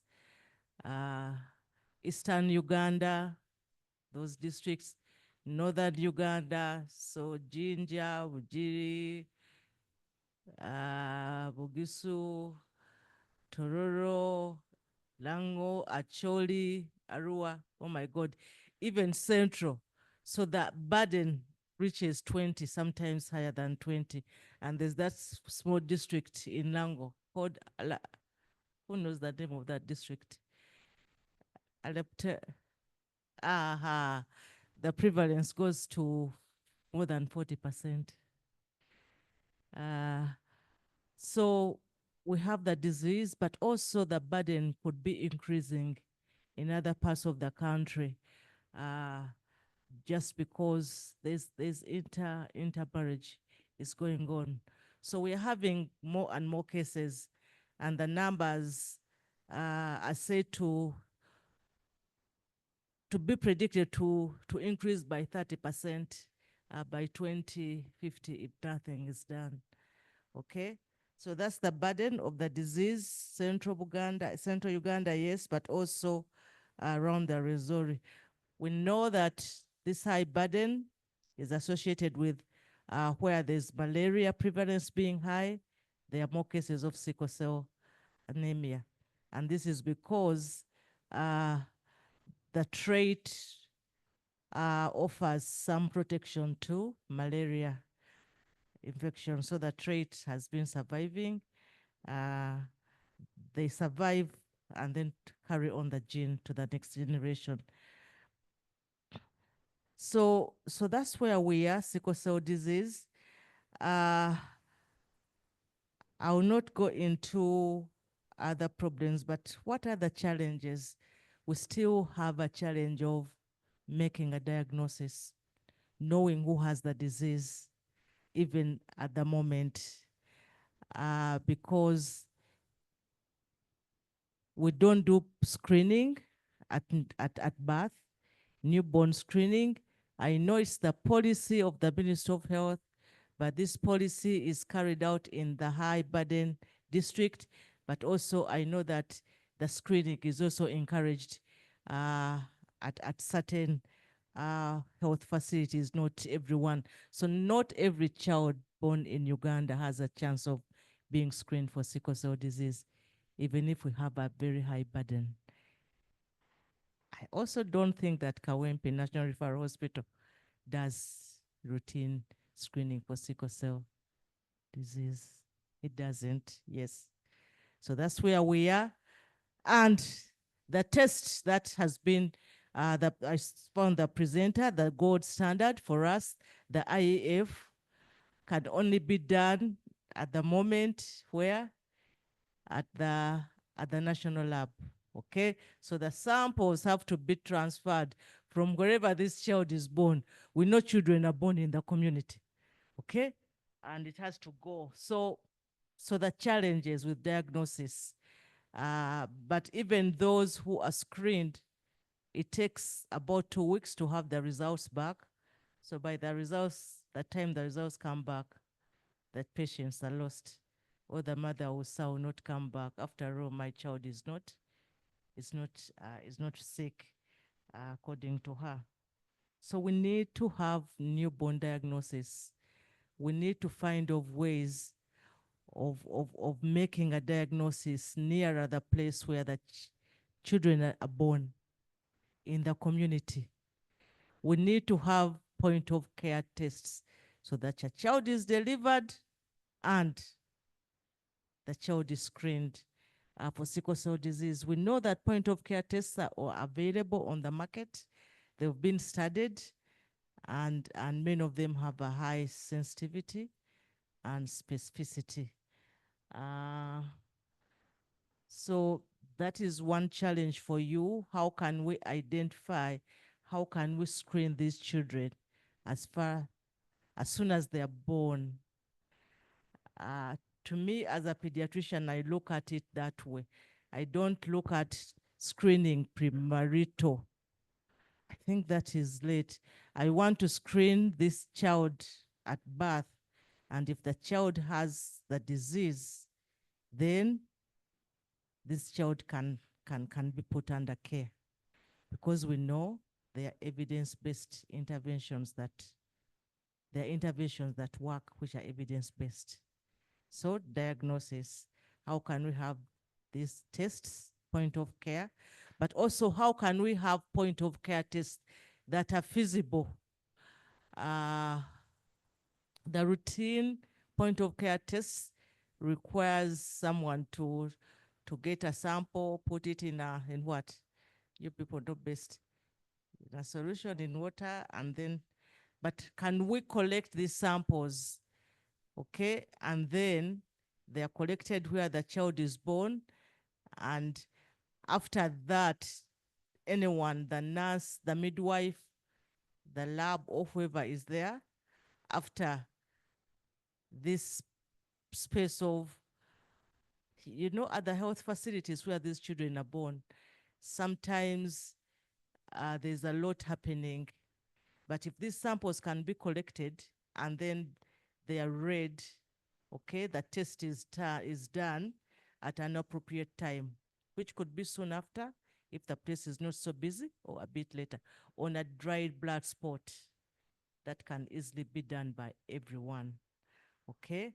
So I think that is one of the things that you people can look at, designing or developing or testing these point of care tests using DBS, so that we don't do the standard, we do the DBS point of care, so that even in a busy facility like Kawempe, they are collected at birth, and then later on someone can sit and read. So that is one challenge. Test at birth so that they are put under care, but also test these children. Let's not go to the OPD. Let's not go to the sickle cell clinic. We shall have a very high prevalence. Okay? Can we use the immunization clinics? Because we know that these children come for immunization. If you miss them at birth, we might get them at immunization. 6 weeks, 10 weeks, 16 weeks, 9 months, okay? And we do that testing of these children, because the diagnosis, you want to know whether someone is a carrier or has the disease, so that people grow knowing that, yes, Sarah Chiguli, I'm a carrier. By the way, how many of us have tested for sickle cell anemia? Okay, very good. So that premarital testing, my friend was talking about, Does it work? It could work. But then in our environment, what is marriage? What is marriage? To me, people find themselves married. There's no big deal. But even if people, even if people are not married, as you put it, they have children. Don't we have children? Yes. So if someone grows up knowing yes, I have a trait, meaning you tested these people when they are young, so they grow up knowing their status. Okay. So can we have tests where we can go to the community and test the young people so that we don't wait for them to have children, not to get married? Probably the last thing I want to say is that, yes, these children or patients with sickle cell disease, I talk about children because I work with children. As they grow or before, they have a lot of complications, stroke, which occurs even when they're young, but also renal complications, okay, which starts when they're a bit older. From around 6, 7, the chances increase as they grow older. Complications with the lungs, with the heart, almost every body organ. So how can we develop tests to screen for these complications? We are supposed to screen them for renal disease at least once a year after a certain age. And I think this can be done. But they also tell us screen them for stroke. Okay, are they susceptible? At least once a year, every 2 years, screen them for this, screen them for this. And I think that's where there's a challenge. And I think for this group that is here, what is it that we can do to ensure that you design what can be used to screen for these complications, in addition to making a diagnosis? I think I'll stop there.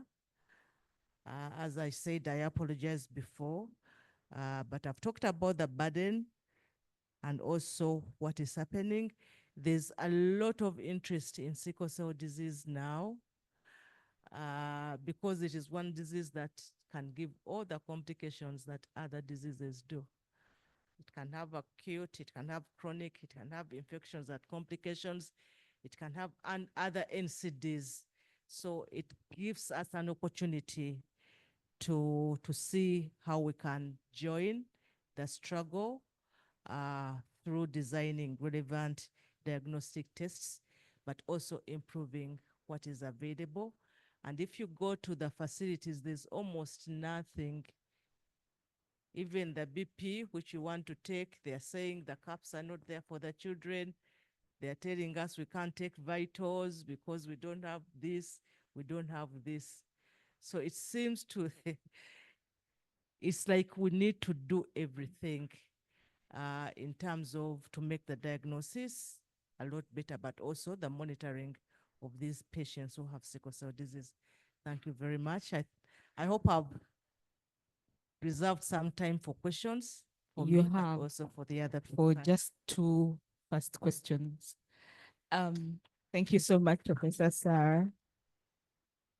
I think for the presentations we have had that were pre-recorded, and I think our Grace presentation, we can now put sort of a statistic and to the challenge of sickle cell as a disease. 2, 1, 2. Thank you so much, Professor. My name is Basule Isaac. I'm a medical officer, but doing a Master of Science in Physiology. I've been hearing the name Professor Sarah Chiguli for like 5 years, but I'd never put a face to the name until a few days ago when I Googled and then saw the picture. So it's an honor to see you, Professor. I had the opportunity to, again, work at Frontline in Soroti Regional Referral Hospital specifically, which has been mentioned as one of the high burden areas. And it was really serious. And one of the dilemmas that I encountered was those of couples, you know, people that are already married, and then they realize intra-marriage that, they're actually carriers, both of them. And so that's why there's this particular couple that had 7 children, and the first 5 were sicklers.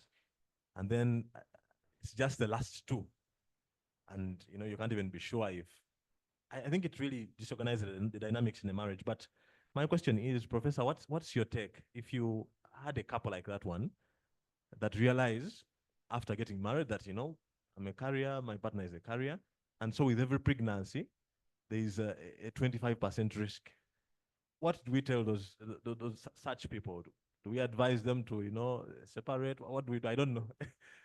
Then my other question is about a modality I read about called PGD.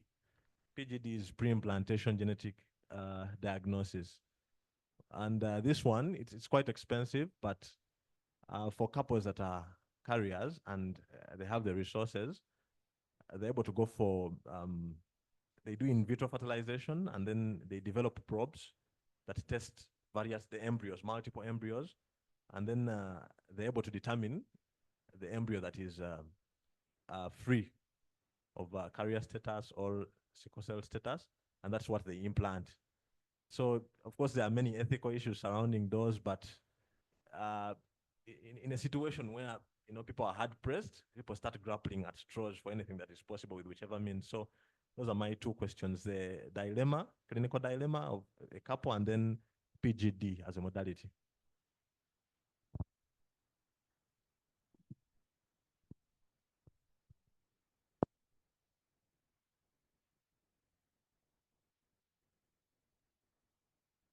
Thank you, Prof.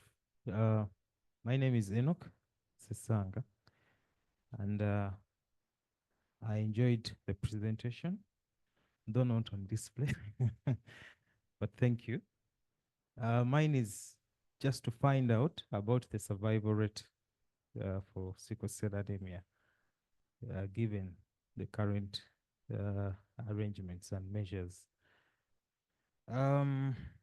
Policy in Uganda. Tell us about the policies, the national policies. Thank you. Yes, thank you, Professor, for that wonderful presentation. My name is Naita Benon, MICM student. I have a question. If there's a kid who is anemic and needs blood, and then he or she kind of get transfused with the carrier blood, what happens? Because I've also seen carriers also getting sickle cell crisis. So someone is anemic, like having HB, which is like fun, then it is transfused. Blood, what happens? Because at blood bank, I've not seen people screening for the sickle cell disease. Thank you very much. My name is Andrew. Mine is short. I'm requesting to know if at all we have any sicklers who have made it to the geriatric age group, if they've survived that long. Then to Agre, I'm requesting to know if at all a well-preserved, a cryopreserved sample that has not been hemolyzed can be considered for those tests, because you said you eliminate them, but if there's any possibility of such. Thank you. I think Professor Sarah take those during the break. And the networking, we shall have people come to you with their concerns. Okay. Thank you very much, and thank you for the many questions. I didn't know what to expect the group here, but very interesting. Premarital counseling, what would I advise? Knowing that both are carriers, I think that the thing is to be honest, and you talk about the disease, and that as you said, that there's a possibility that they can transmit, these 2 people can transmit each of the genes to the offspring, and that yes, there's a possibility that the child could have sickle cell anemia. And you said a quarter, 25%. In reality, it is 50%.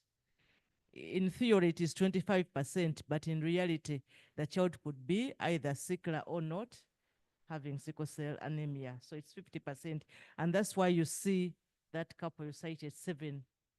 Others 5, the last one has sickle cell anemia. So to be honest, tell them what can happen and let them make a decision. Let them make a decision. And you know how they will decide? Many will decide with their heart. They will decide with their heart. Okay, we shall. By the way, since there's 25, hopefully. And that's why, to me, don't wait until people fall into that thing they call love, if it is there. Let people know so that when they are, from the time they are young, they start the education too in schools, intensifies as they grow older, secondary school, tertiary education, so that people go out knowing, you know, I have a trait. So if I'm going to look for someone without a trait. I think it would be very unfair for you to tell them, don't get married, don't have children. It's their decision. Support them in their decision. Okay, let's support people in their decision. To me, but you know, what hurts most is knowing the trait through the child. Okay, I think that's why we should talk. So that's what I would do. But also, whatever they tell you, and they may tell you many things. That lady will say, I look for a child without sickle cell. So there are things that they will do or they will look for. Support them. Don't make marriages break. Okay, whatever it is. The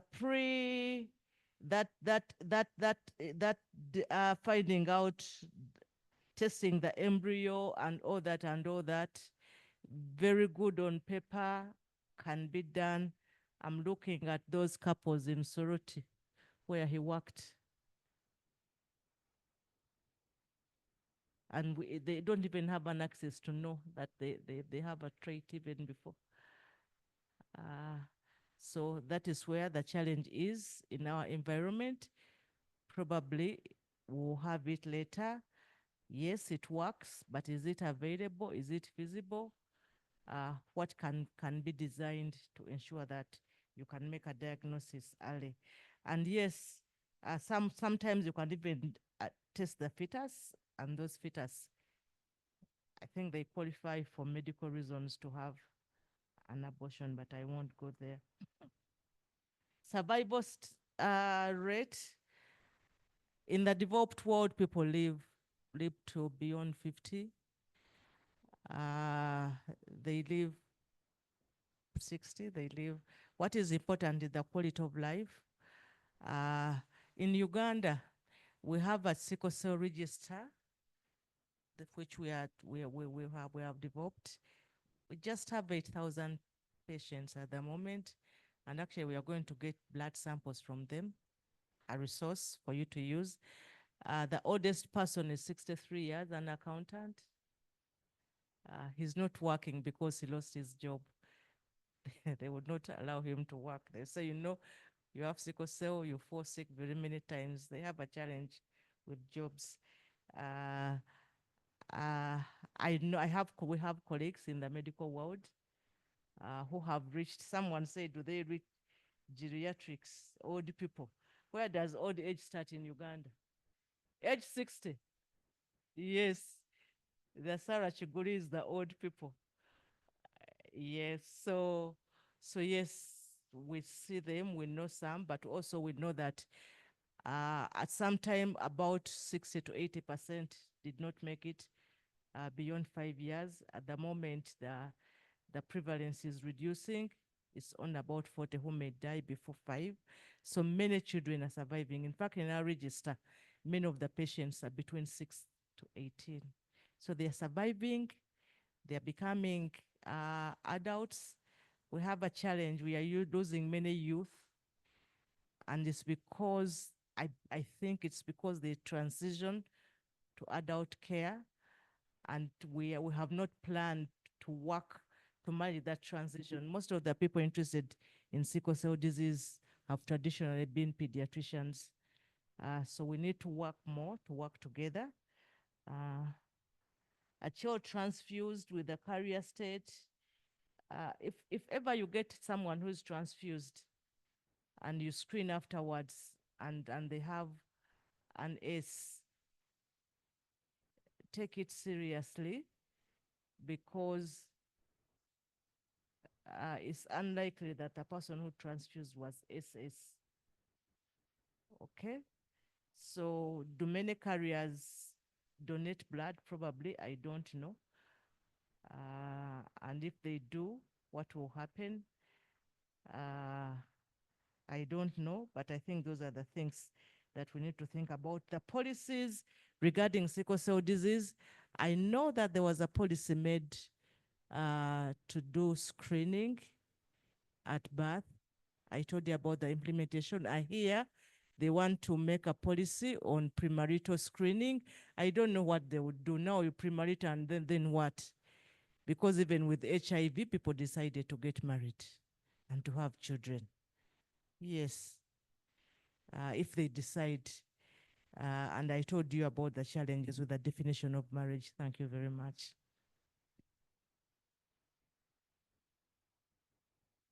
Thank you so much, Professor Sarah. I think we are due for a break tea, and in 15 minutes, I'm reminded, because we have a joint session with the group in the next room, and we do not want to be late for that.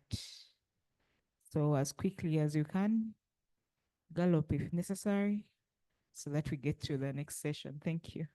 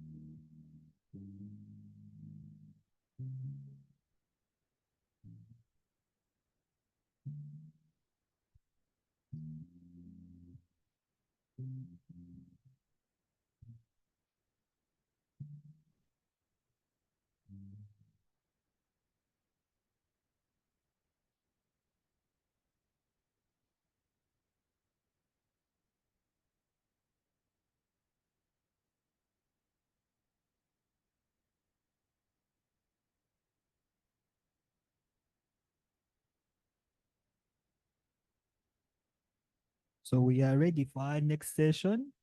Please blow some air onto the tea.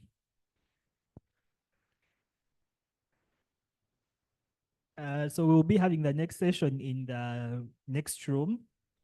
So you can carry a seat with you and maybe your laptop and a notebook.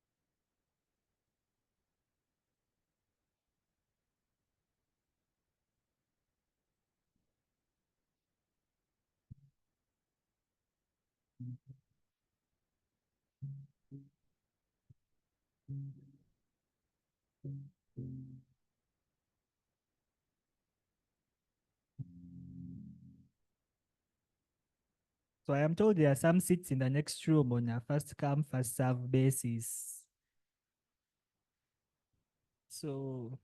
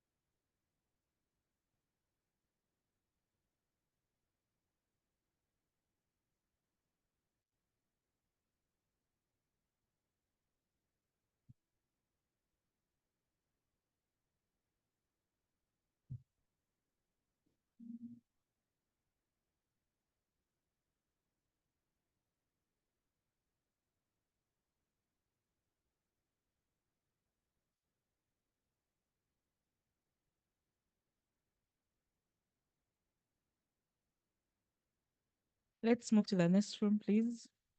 Collins, next room, please.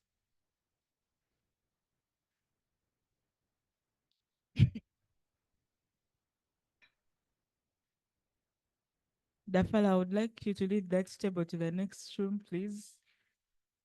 It seemed like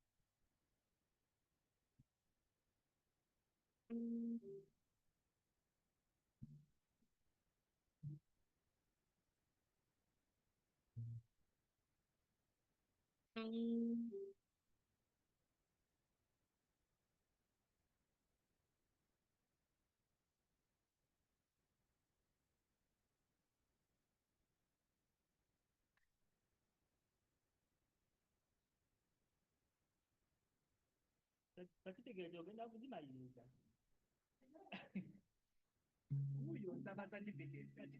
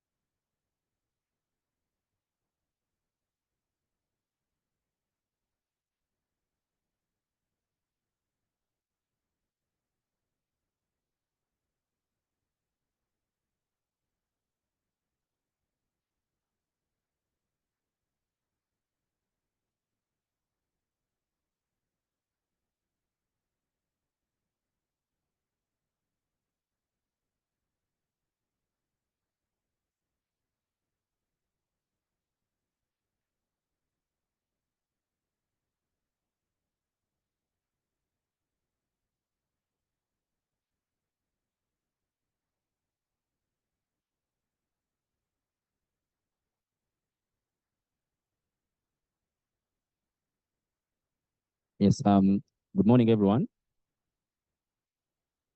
So we are going to go through a research conduct of research skewed to biomedical scientists. And our presenter today is Sylvia Nabukenya. Recording in the progress. PhD fellow in bioethics. And she has worked closely with the IDI regulatory office. She worked there for over 5 years as a compliance officer, dealing with submitting studies to IRB for renewal, making sure that studies are in compliance with ethical standards. So I think Sylvia is the right person to talk to us. Sylvia, you're welcome. You are speaking to mostly graduate students in biomedical sciences. We are eager to hear from you. Thank you very much. Over to you.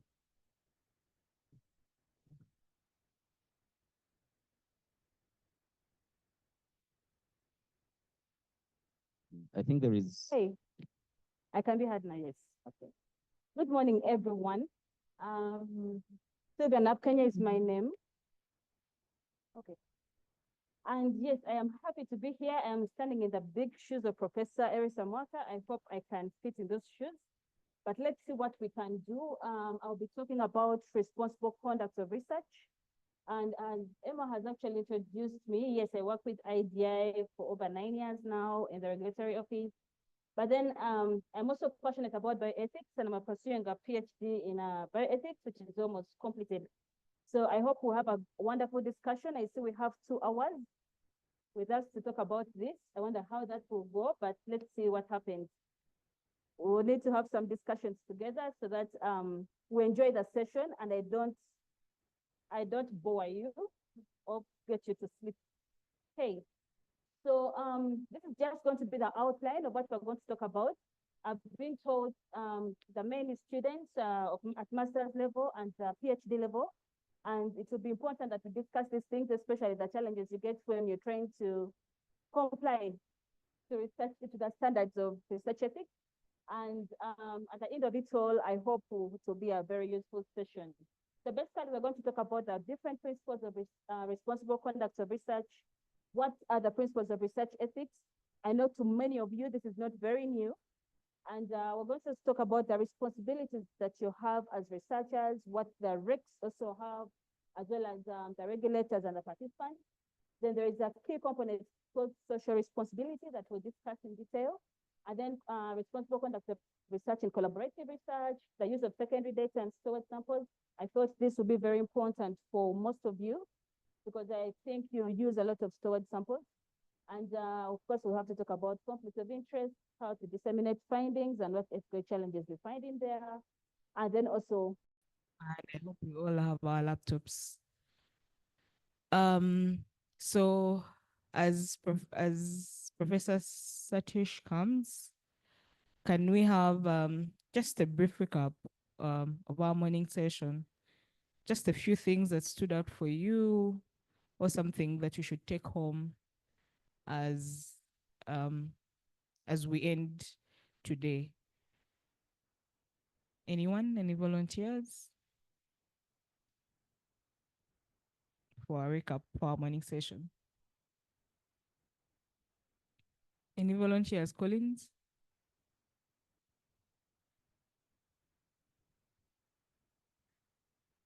Supposed to volunteer.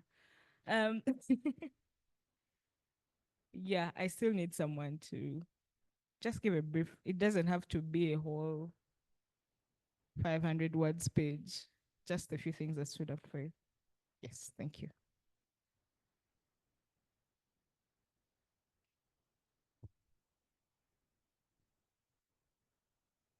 Thank you. From the morning session, I learned about sickle cell anemia, that it is still a burden in Uganda and no screening is done at childbirth, which is still a problem. So there is need for screening at childbirth for sickle cell anemia, and also need for point of care diagnostics, because from the presentation we saw from Agre, we realized that the sickle scan is it has high sensitivity for sickle cell disease, that is hemoglobin with sickle cell disease, but it didn't perform well for sickle cell traits, people with sickle cell traits. And the gold standard, which is the IEF, is the one which is good for trait, sickle cell trait. So sickle cell anemia is still a burden, and we need to test for sickle cell anemia at a young age, even premarital counseling for people who are going into marriages. Remember to test for sickle cell anemia, and those giving birth, remember to test your children for sickle cell anemia at birth. Thank you. Thank you.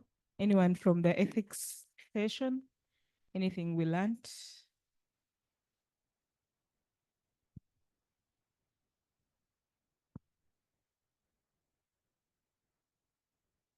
Ethics.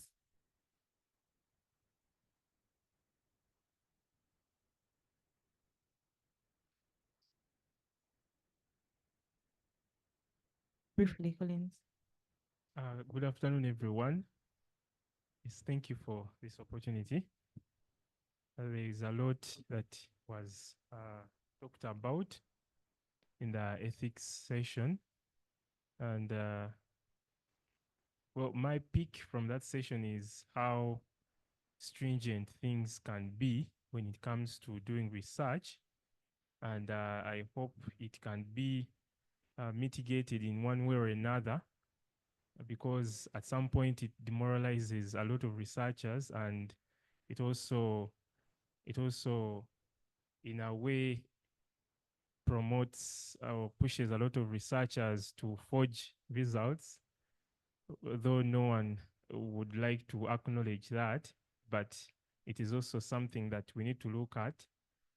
And I hope that's something that that we can join hands together to work upon. And also maybe something else that we noticed was the emergence of artificial intelligence in all that we do. And research is not any different. And at the end of the day, we all end up using it, but how we use it matters. And if we find ourselves using it on the wrong path or pushing it to the wrong path, then we shall end up having our research questionable. Yes, thank you. Thank you, Collins. I'll hand over to Professor Satish to take us through this session.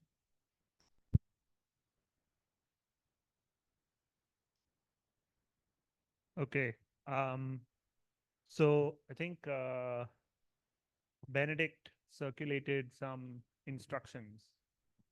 So ideally, everyone should have a laptop in front of them, because this is not one of those things that we can imagine. You're going to all be using Google Chrome to work out how to do image segmentation. And at the end of the session, once we're done, I will send Benedict some more links, papers, and tutorials that all of you can work on your own as well. So first question before we get into this is, has everyone downloaded the Google folder to their Google Drive or no? I have one person in the whole room. He came with me. He doesn't have a choice. Okay, 5 people. 6 people. Okay, every table ideally needs at least 2 or 3 people who have it going, because otherwise the rest of you are just going to be staring at a blank screen. I don't know what happened here. Oh, my laptop went to sleep. All right.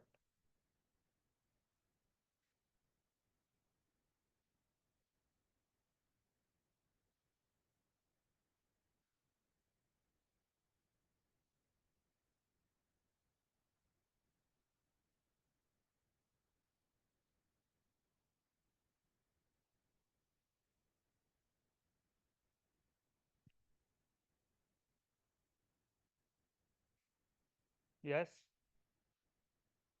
Do I go table by table? Just so everyone knows, my classes are infamous for me going and just randomly asking people in the audience what's going on. They think I'm kidding. They have no idea. I can even walk around. I don't even have to there's no lectern. Like in my class, I have to stand near the mic. Here I can just literally take this and walk around and be like, are you doing it? You doing it? Yeah, I can literally go around and be like, are you watching Chrome? Are you? All right. So we're going to be going through a tutorial on how to do image segmentation using UNets. So let's go step by step. So this is what I like to do in my classes as well. So the title is Digital Pathology Segmentation Using PyTorch and UNet. So let's break that down. Digital pathology. There's everyone in this room. Hopefully that table knows what it is. But does everyone else in this room know what digital pathology is? Can't tell if you're staring at me blankly or you're like, I know what it is, ask me the question. I can just. Well, myself, up until yesterday, I didn't know what it was, but brief sessions yesterday showed me at least something. So from my understanding, digital pathology is basically, it's about the images, from analyzing the images to detect the pathogens using artificial intelligence. That has almost everything that we need in the answer. Like I promised, I'm walking around the audience. So there's some more to what he just said. Does someone on this table want to make a guess what is missing? Benedict is smiling. He's like, oh no, I knew I should have looked at those links.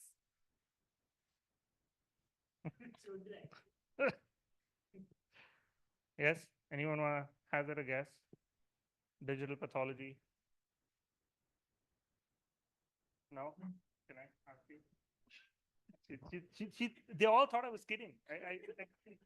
They don't know how my classes go. This is why my classes are very entertaining for me.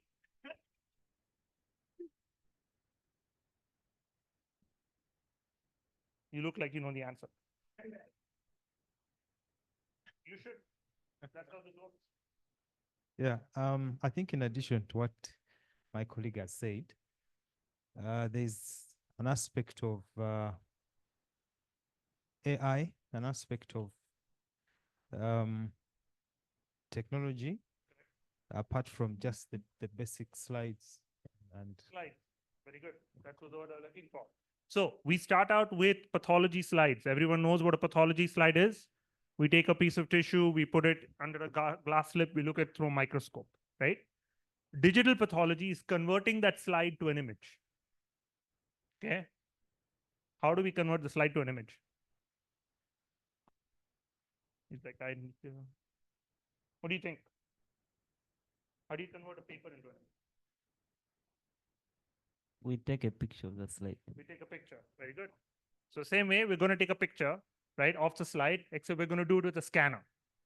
The scanner, the same scanner that you guys use on your phone, you take a photo, you put a document on the table and you hold the phone above it, and it takes an image of the document. Exact same thing, except it's doing it at very, very high resolution, right?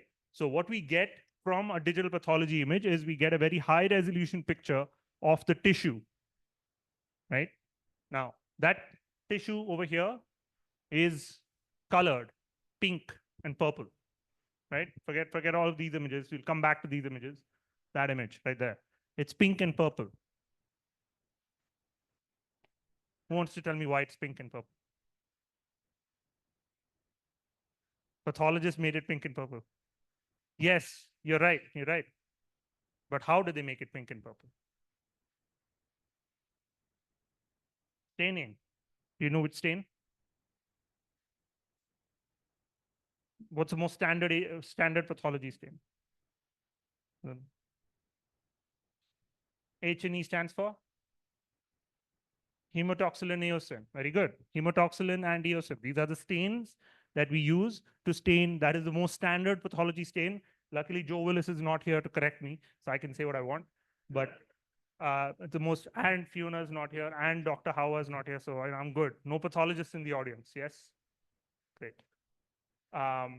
So, hematoxylin and eosin, and hematoxylin and eosin give us this particular appearance of the tissue, right? Hematoxylin stains the tissue structures pink, eosin stains the nuclei purple, right? And so we get this contrast of the tissue structures in the image, okay?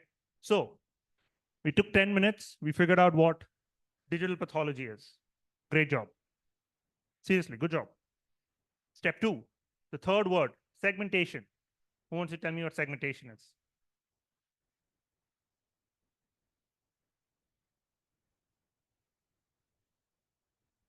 You looked at me.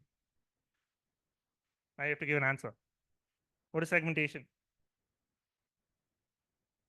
I think segmentation is creating different sections. Different sections Yes. of the image. Of the image, yeah. Okay, very good. Anyone else want to add on, subtract from that? No. Yeah. It's like creating regions. Very good. So we're trying to find the segments, the regions in the image. So for example, right here, there are there's this purple region, there's a yellow region, another purple region, another yellow region. So like 4 or 5 different segments of the image. So segmentation is essentially taking any image, any picture, if you will, and breaking it up into segments or sections based on whatever it is you're looking at, right? So I could take a picture of this beautiful table right here and segment out each of you individually. That is also segmentation. Depends on how I want to split up the picture. Good. So we got through 3 words. We're going to skip using and we're going to go to PyTorch. Who knows what PyTorch is?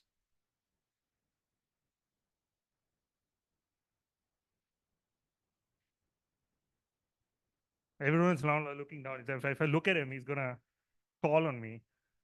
I should not. It's a software. Very good. Do you know what it does? It's a good start. It is a software. It's a software package. And you know what it does. All right. Let's go to the last. There is a segmenting piece to it. There's the word right there, or the phrase, if you will, UNet. How many of you here have heard the phrase UNet? It's okay. If you raise your hand, I won't ask you a question. I promise. Now they're all like, I'm not going to say, I'm not look at him, not show my hands. Anyone has heard of UNets? Yes, you have heard of UNets. I would be worried. That's why I'm not looking at you. I would be worried if Andrew did not know about UNets. You want to tell us what UNets are?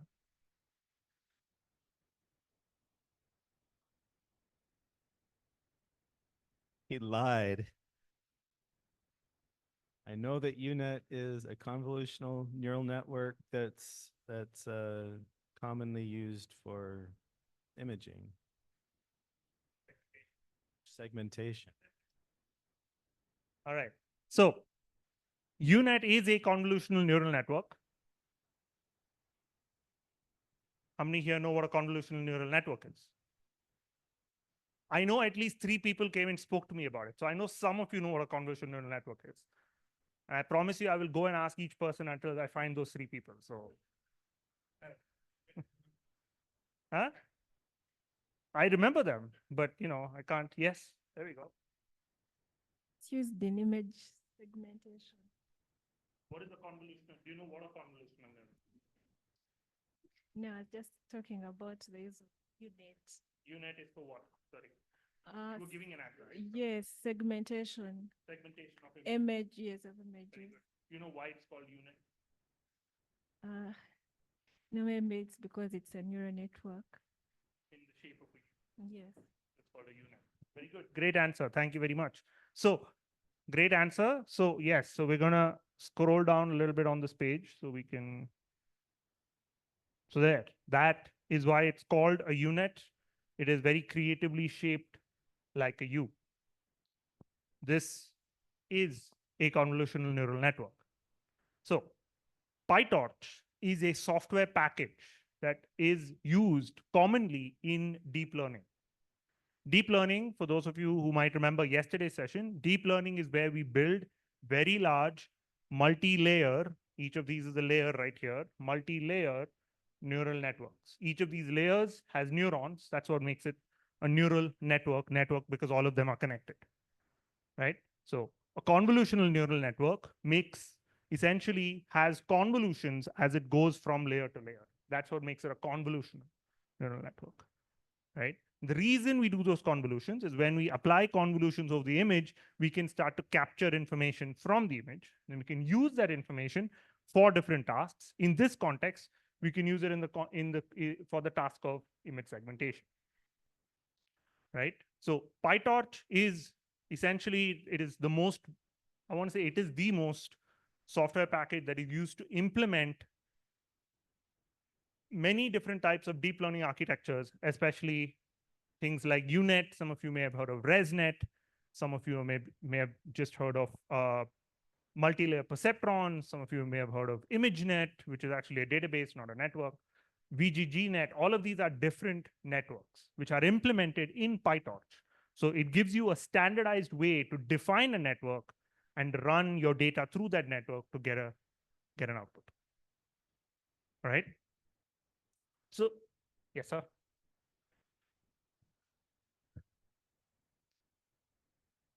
Yeah, so if you're going to be, so the PyTorch is kind of the software platform that I would recommend for sure. It has kind of the widest support.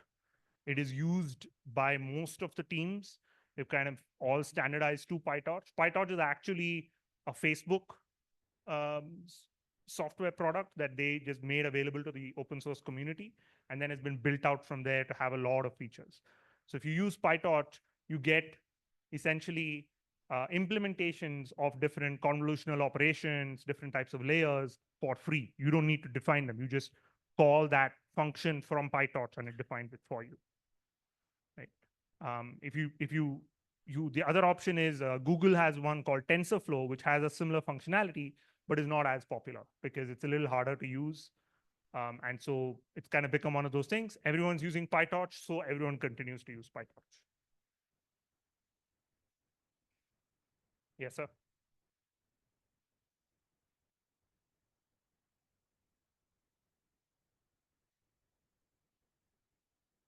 Extraction of what?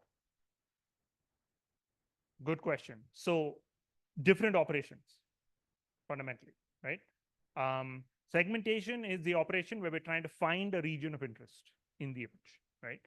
Depending on what you're trying to do, you might just stop with segmentation.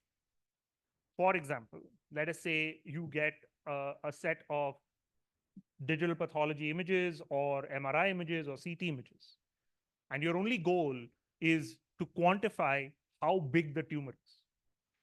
In that case, you would just take the image and segment out the tumor. And you can do it automatically using a method like UNet, right? Get the calculation of tumor size and you're done, because your only goal is to find out how big the tumor is, right? Technically, as part of doing that segmentation, this network internally is doing a feature extraction. There is a place in this notebook where it'll let you visualize what those features look like. But it's not feature extraction that you're going to use for anything other than the segment.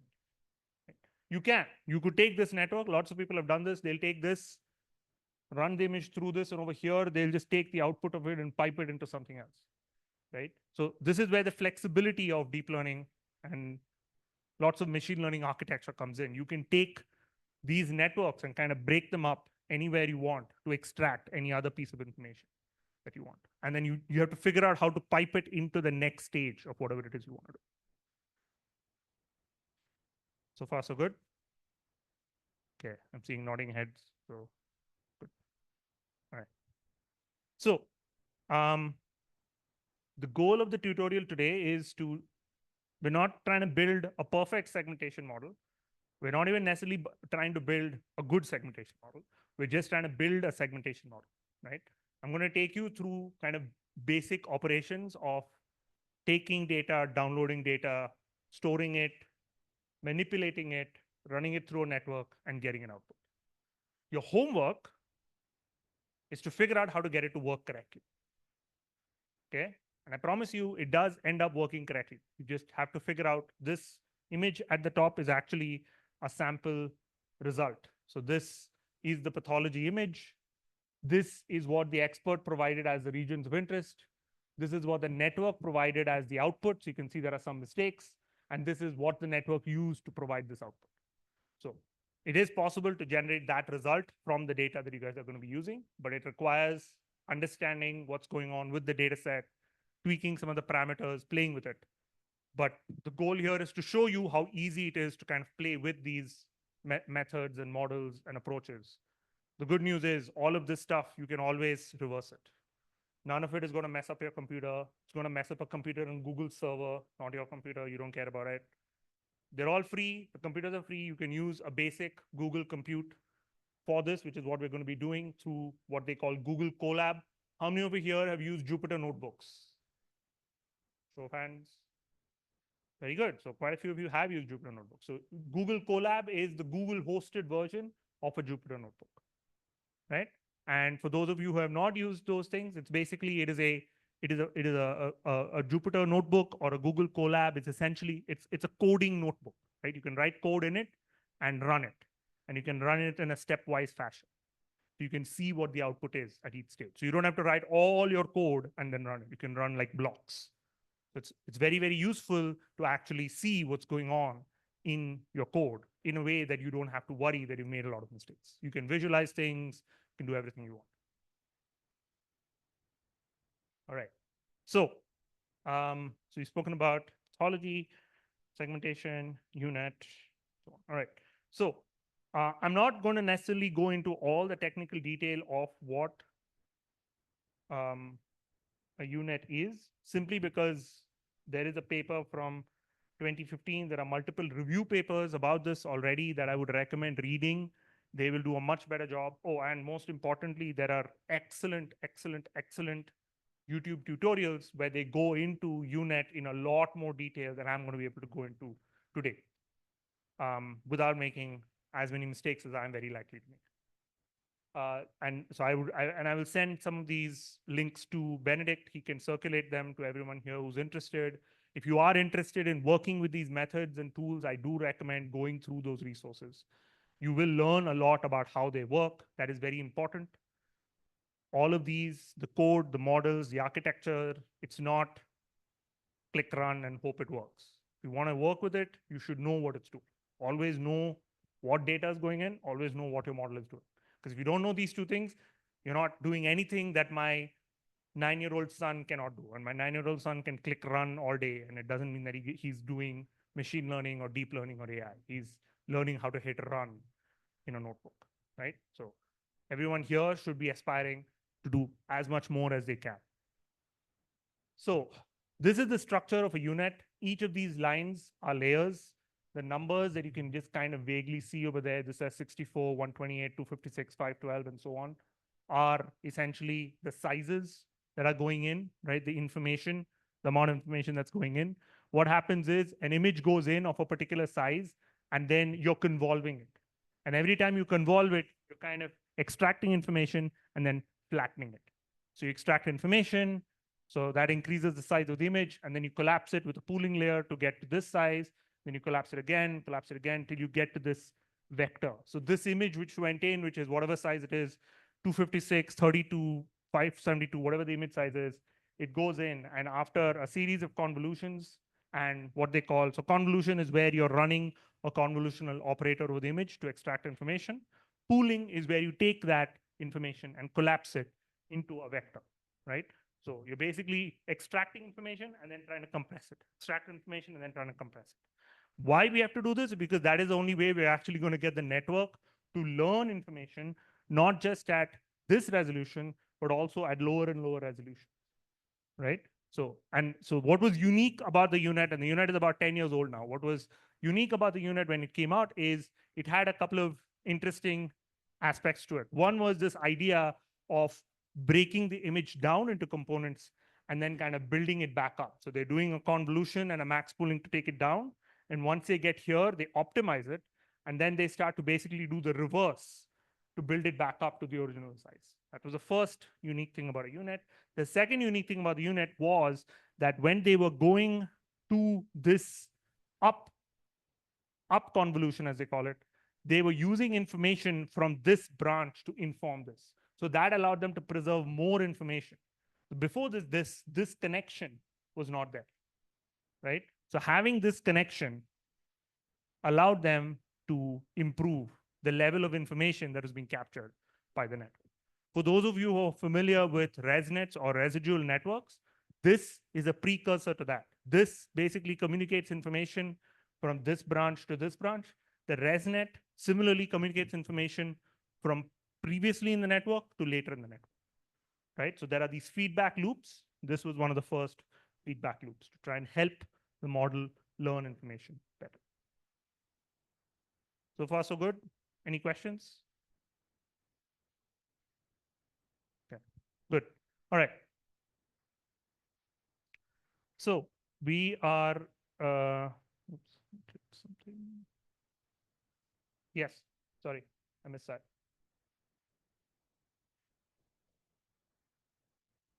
Yes.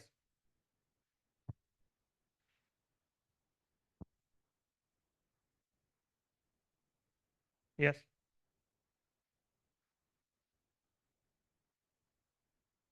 No, because every time you do convolution, right, you technically lose because of the way convolution works, you either have to pad the image or crop the image to maintain that level of information.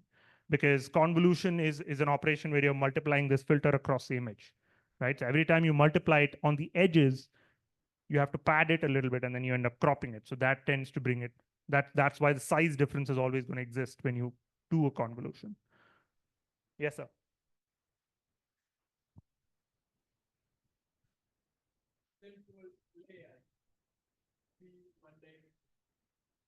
So So the goal of the central layer being one-dimensional was so that they could collapse it down to capture the gradients at that level. This one dimension is not one dimension as the same here. It is a combination of the responses being learned all the way down here. So here you've broken the image down into a whole bunch of tiny component responses. And you say, I'm going to take these responses now and I'm going to optimize them to find a particular pattern. In this case, it's going to be the boundary pattern, essentially. Right? So the goal of that whole process was so that we can extract the most relevant information for this.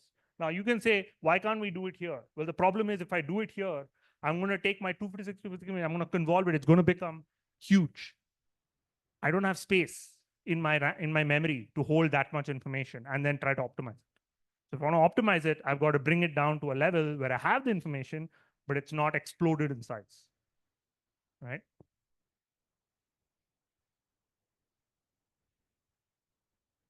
Okay, cool. So I promise you, we're going to open up the notebook in a second. Before we open up the notebook, though, I have one last question. We spoke about segmentation. You guys correctly defined it as breaking up an image into segments, right? This tutorial is about how do we do it using UNet, okay? I want you guys to imagine something. Suppose we have, well, we don't have to imagine it. So we have this screen, right? And we have this wall right here. If I take a picture, the screen, the wall, how is UNet is one way to segment the screen from the wall. Okay, and let's pretend for a minute that this wall is completely black and the screen is completely white. There's no text on the screen, right? So completely white box against a bigger black box, right? Can you guys think of any other ways that we could do segmentation? We don't have to use UNets. There are other ways to do segmentation. How else could we do segmentation? Crop the image. How would you crop the image? What are you trying to, what information are you trying to use to crop the image, to find the white box on the black background? It's a very, like, I'm not trying to get like a very complicated answer. I'm trying to get like the basic, yes. What's that? Pixel brightness. So I could literally say if the value of the pixel is, let's say 1 or 255, it's bright, keep it. If it's not 255, get rid of it. 0, get rid of it because it's the background, right? And I would end up with a segmentation of this screen from the black background, right? This is thresholding. This is what they call in image analysis, they call this thresholding, right?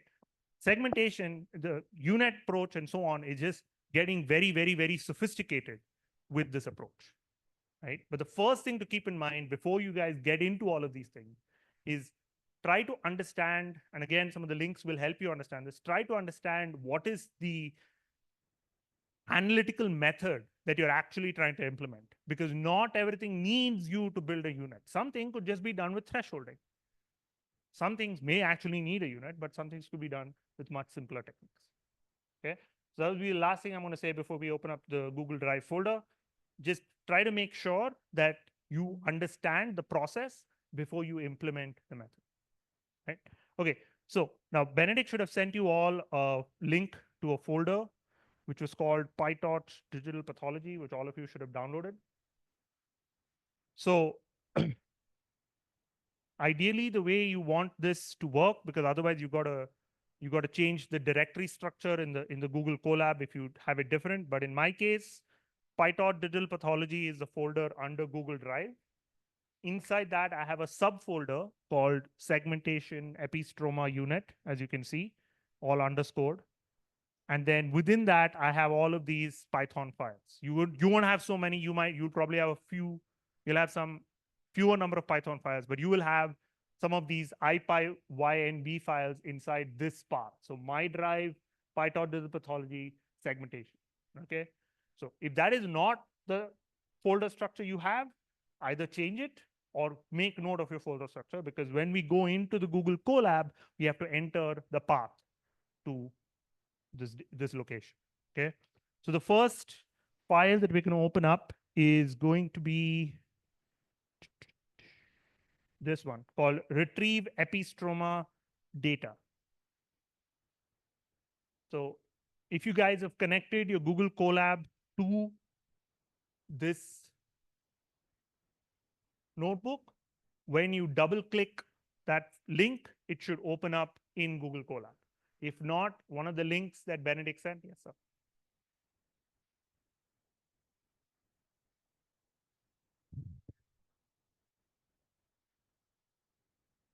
You can have it. It doesn't need to be there. If the directory structure is changed, you'll just have to use the correct directory structure when you in the notebook, because otherwise it won't know where to look for it. So because in mine you're going to see the code is going to say something different. Mine you can't quite see it there. Hold on.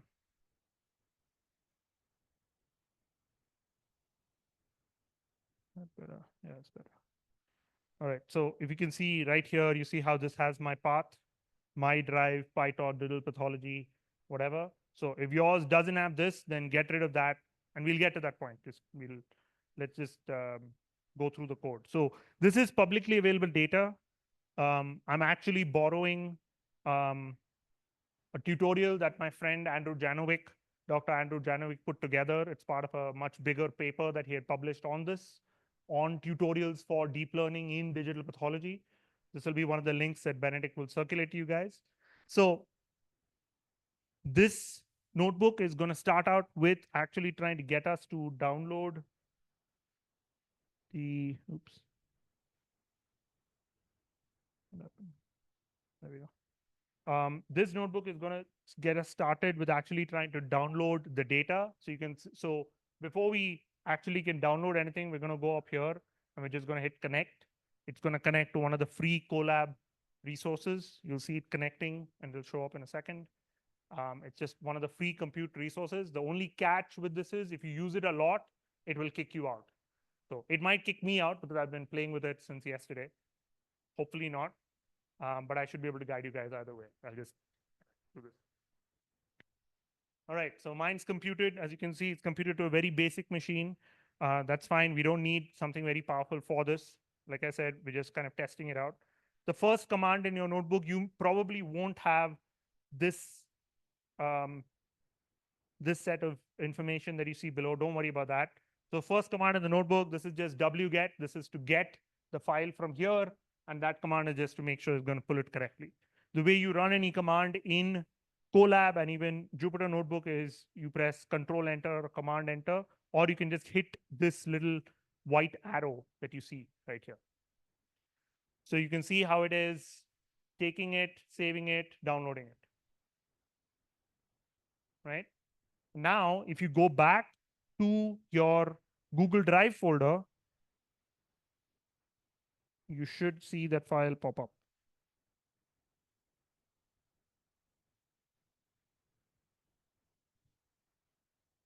Oh, wait, it'll pop up once I actually put it in that folder. My bad. All right, so it's downloaded this file. Don't worry, it's not in your Google Drive yet. We're going to put it in your Google Drive. This command right here is to actually store it in the drive. So as you can see, the first step is I'm just mounting my Google Drive. It's going to be mounted at this location in this computer. You will get a pop-up like this next saying connect to Google Drive. You're just going to say connect. Make sure you pick the account that you're signed into. Say continue, and then say continue. Just accept, accept, accept, essentially. So I'll pause there, and then I can either bug you guys, or you guys can all tell me with some sign that you've managed to get it. Connect, connect, connect.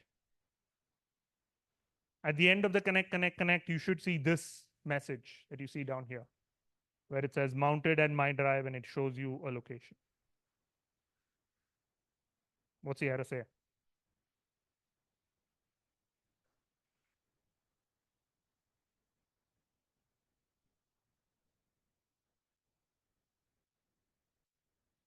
Did it pop up anything saying you want to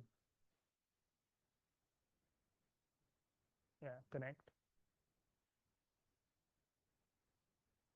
Yeah. There's like a few places you have to hit continue, it'll pop it up again. Yeah, select all, select all. Yeah, there's a button in between where it'll be select all. Make sure you tick the select all before you hit continue. Yes, sir. That's okay. So you're done with step 1. Now go to step 2. It looks like, no, did you already run this? Okay, so yeah, and then you hit this right there. And then we're going to say run anyway. That's it. So you are going to say connect to Google Drive right there. And then it'll pop up an account. Yes, that's right. Continue. Click on your account. Continue. Yep. Say select all right there. And then scroll down and hit continue again.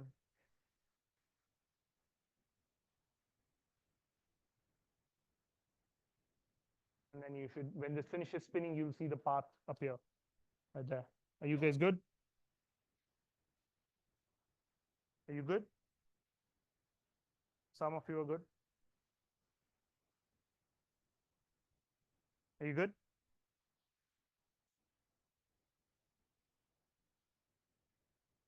Did you run the first two? Did you run this one too? You ran that or not? You have to run it. Now it's run. Are you guys okay?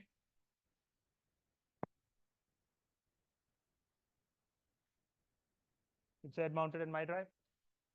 Okay, good. All right. So some of you might see a prompt saying, select, where to select all of the services. Some of you are going to have to approve it. Some of you are going to have to authorize it.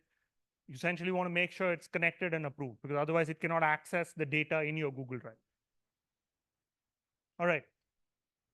So we ran the second one. We're now going to go to the third one. This one is this is where it's important to know the location of where you stored the folder that Benedict sent you guys. So in my case, like I said, it is under my drive. This is my Google Drive, PyTorch Digital Pathology, and then that's my folder name. So if some of you don't have this and you only have this, then delete this part and just go straight to that. Right? But all of you should have a My Drive / some folder name inside which those IPyNB files are stored. Are you good? What's up?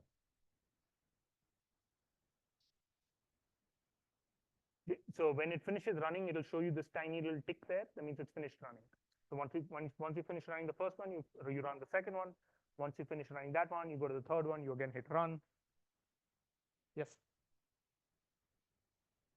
You see this little box bracket, you hover over that. Yeah, there you go. And then you hit run, that'll run that section.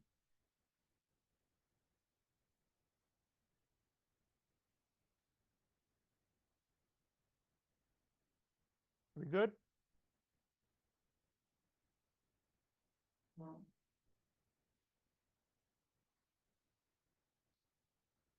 So if it runs correctly, it should show the path. So if any of you are seeing an error or something like no such file or directory, you see an error like that, you have to make sure that this path has been defined correctly. The location in your Google Drive, not your computer, in your Google Drive where those notebooks were stored.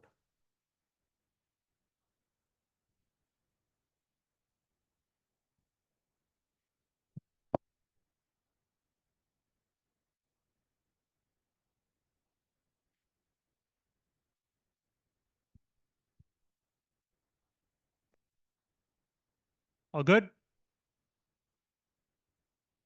Benedict is saying no. What's up?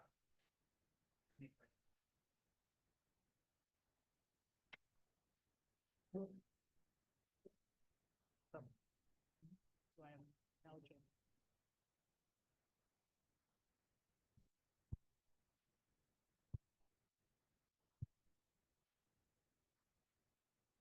I'm going to work with the same. Okay. Sure. whatever is easiest. Yeah.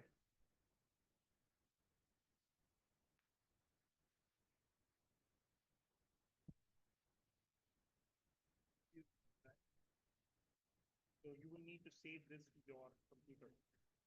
So sorry, to your Google Drive. This folder, we have to, so we'll have to take this folder and to download it.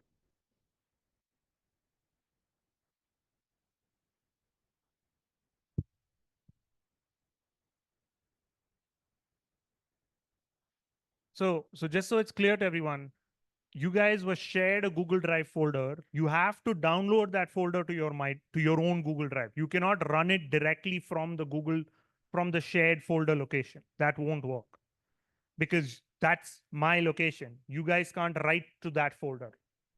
So you guys have to run it in your own Google Drive. So you have to go to that link, download, you'll get a little zip file, you upload that to your own Google Drive and unzip it. And then you will get the same path location. It'll either say Google Drive, PyTorch Digital Pathology, UNet, or it'll say Google Drive, UNet, whatever that path is that you've stored the information in. So in my case, the path is, in my case, this is my path. So Google Drive, PyTorch Digital Pathology, UNet. If you guys have only downloaded this folder, then your path will be my drive, UNet. That's it. So don't try to run it from the shared folder. If you run it from the shared folder, it will not work.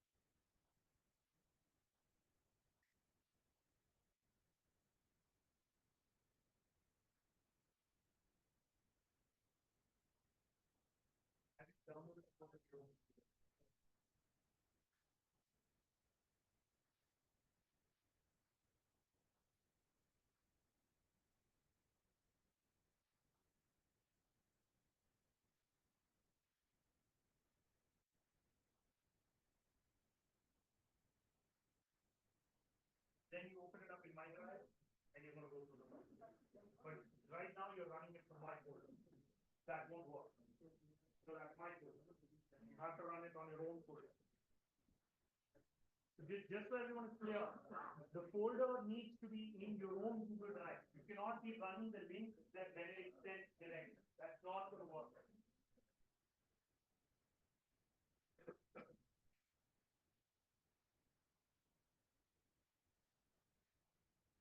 You have to unzip it. You have to unzip it. Google Drive is going to give you a zip file. You have to unzip it into your own Google Drive.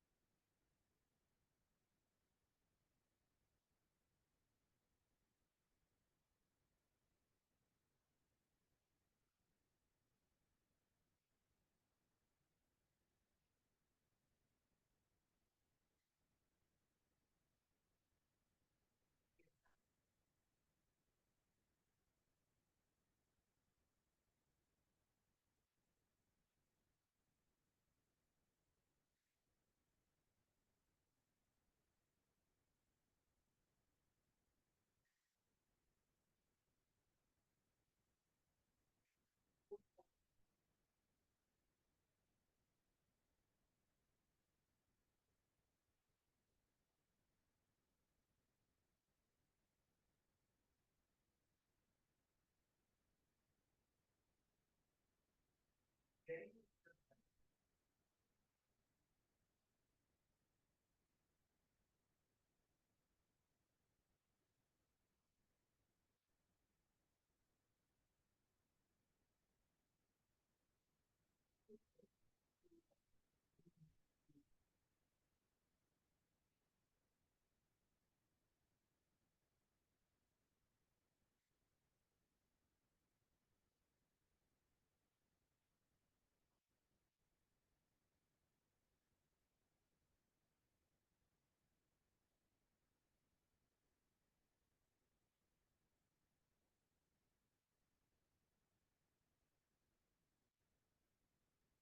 Technically, this is just a good run also. So you could run it on your own.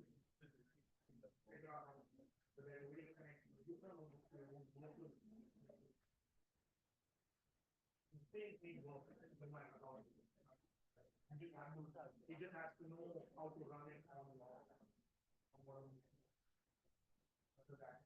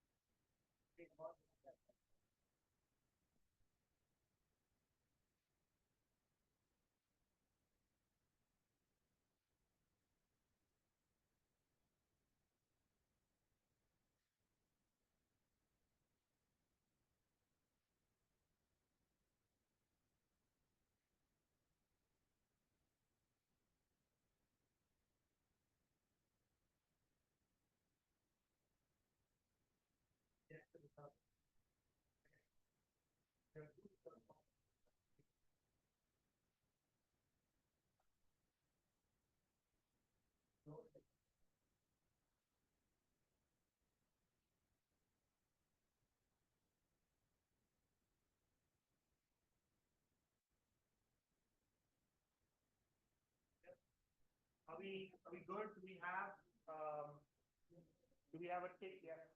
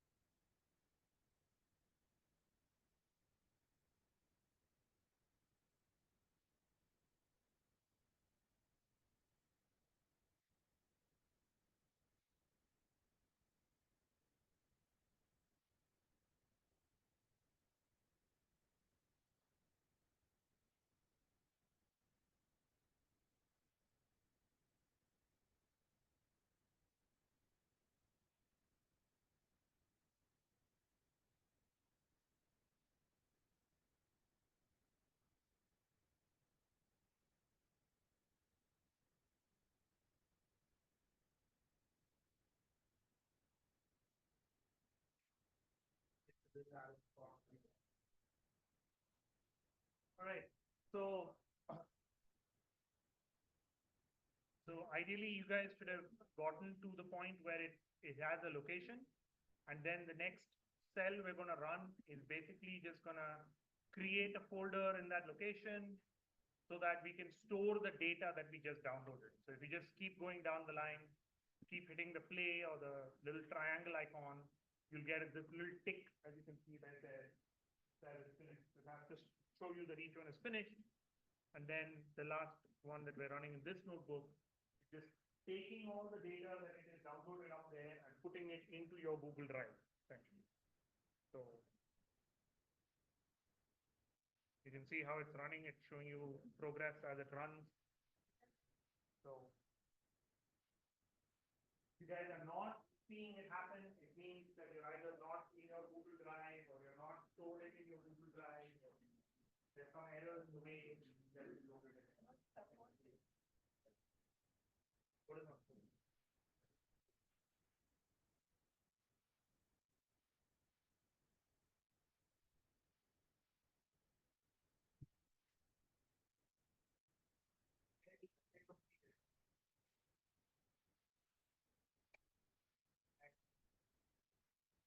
If you go back to the Google Drive folder that you were in, you should now see a new folder in there called data.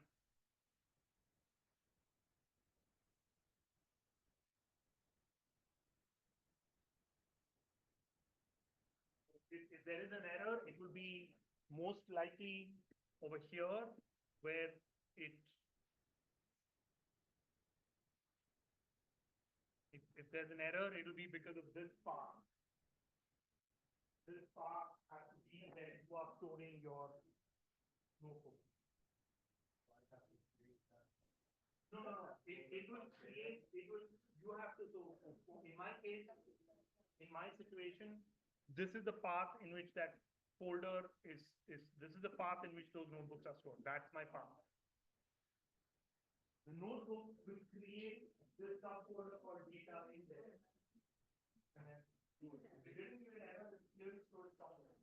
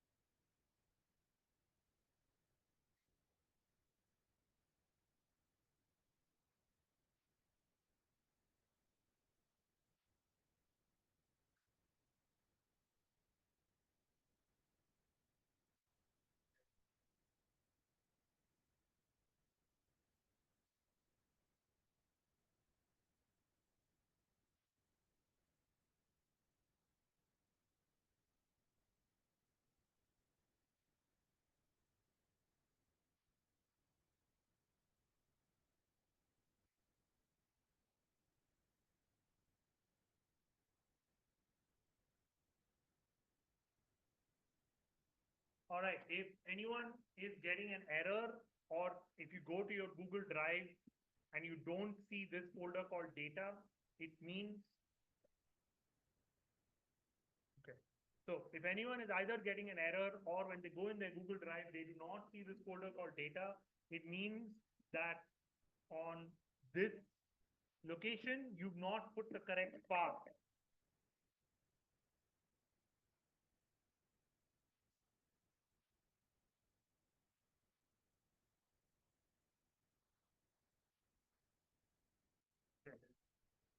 So if everything is working correctly, it should create this folder as a subfolder of your where all of you have uploaded the notebooks.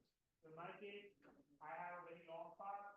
In there, I have a subfolder data. That's why I'm not stored there. It's not in there. I don't know where it's stored. That's the reason you want to make sure it's stored in the right location. Otherwise, it'll read the wrong data, or it'll give you an error saying I can't find it.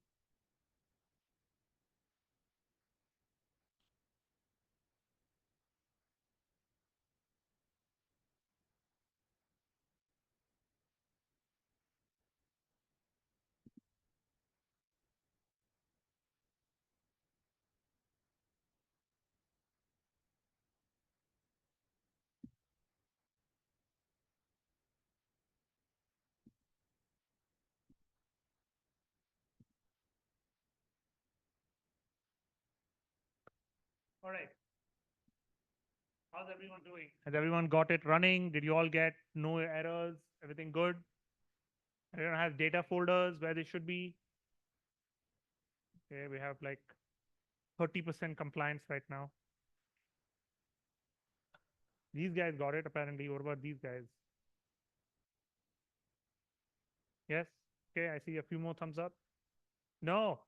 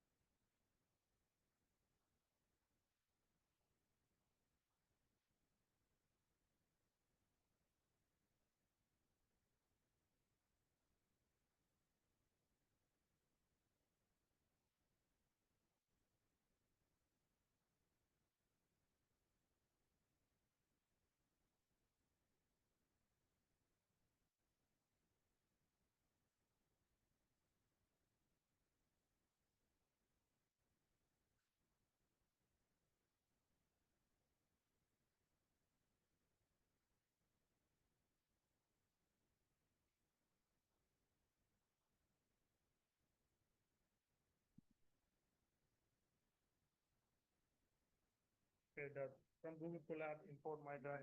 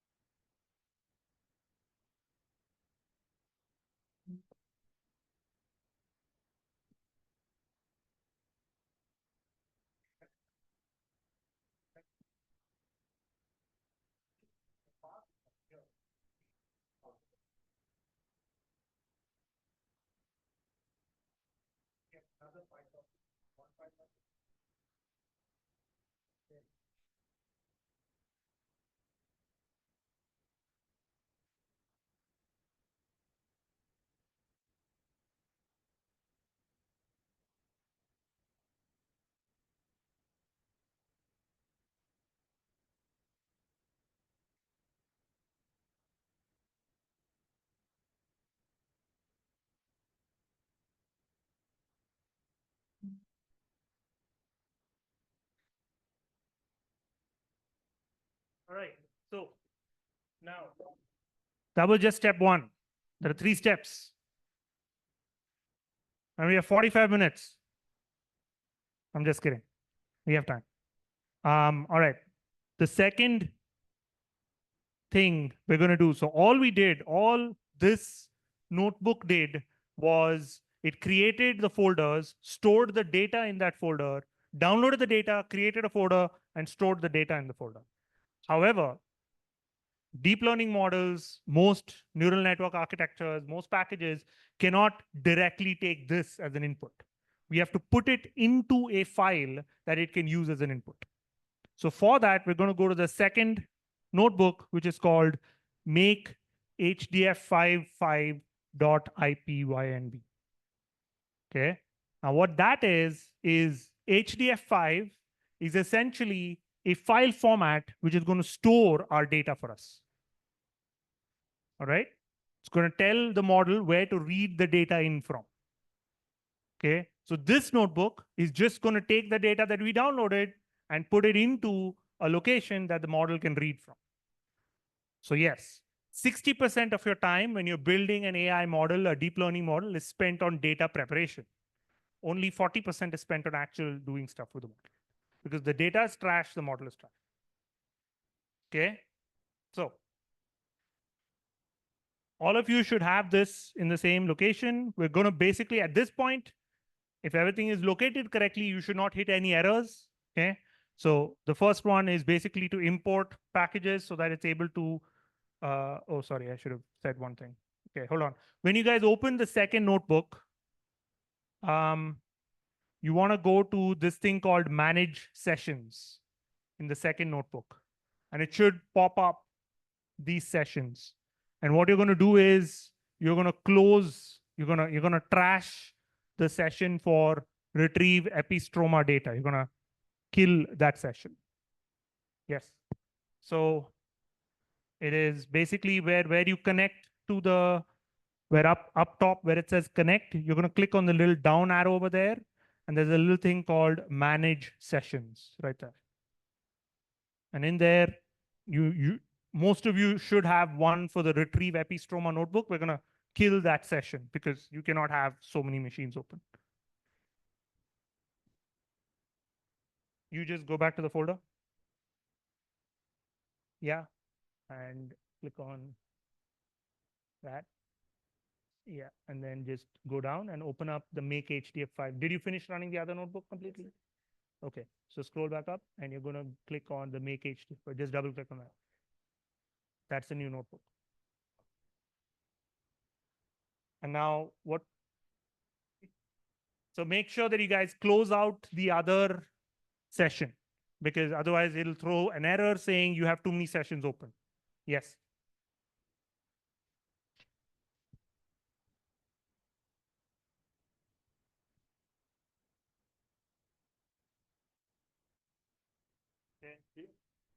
Okay, have you, can you go back to your Google Drive? Do you see the data folder in your Google Drive correctly? Where it's supposed to be? Go into this. Go in there.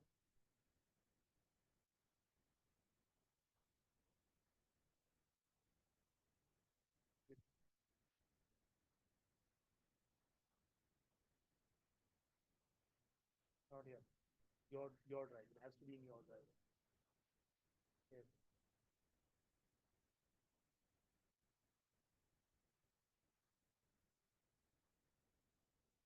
Try reloading this. I don't know why your mouse is not very. There is one out.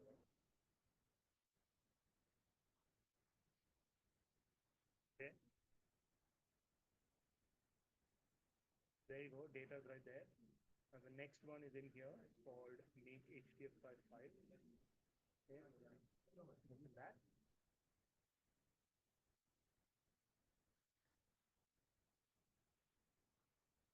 Opening, you're going to go up here on this button, click on manage session. We're going to disconnect these sessions, trash that, close. Then we're going to hit connect. And then we're going to hit the little play button. Again, we're going to just go through them. Okay. So I apologize for not explaining that earlier, but yes, you do need to disconnect old sessions. So if you guys click on the little down arrow, click on manage sessions, you should ideally have everything closed out. Like you can, this should just say no active sessions. If I terminate all sessions, it should just say no active sessions. That's where you should start. And then you're going to click, yours will say connect, and then you hit connect. and then you've opened up the one session for this notebook. So at any given point, you only have one session active. If you have multiple sessions active, Google will kick you out. So no.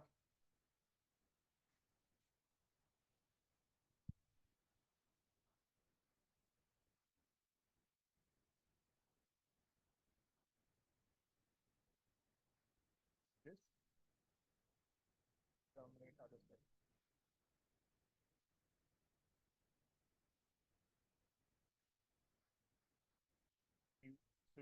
Did you finish this? Does it have the folder in your drive? Has the data folder? Okay. So then what we're going to do is we're going to close this notebook. We're going to go here, go back to our folder. In this folder, the next one is called make HTF5 file.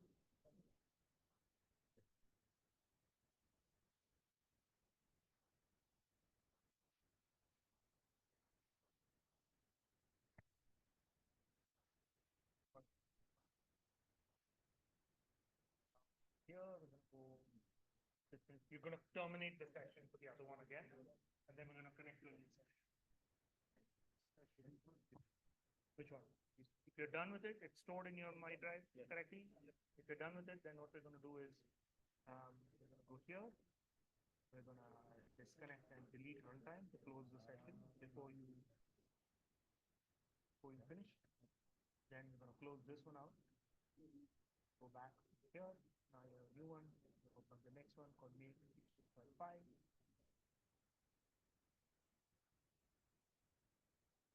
Check. You click on this and see manage sessions. You see how it says. So we're going to kill all the other sessions so that they don't accidentally use up your code. So it's a no active session. Done. Then we click on confirm. Work. Yeah.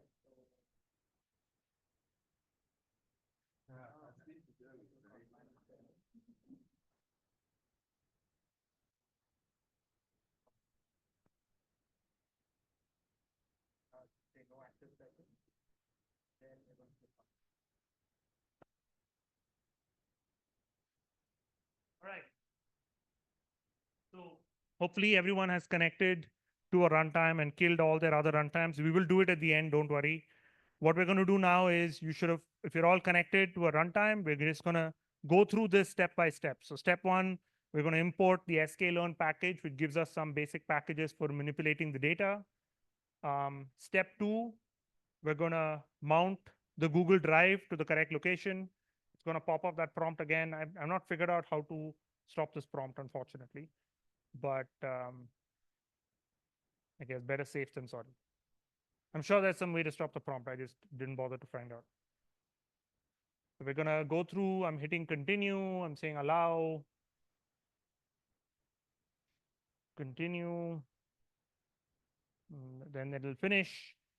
Main thing to remember is in this location, this path has to be the path where your data was stored. The data folder that you generated in the previous notebook is going to get loaded in this notebook. So in my case, again, this is my path.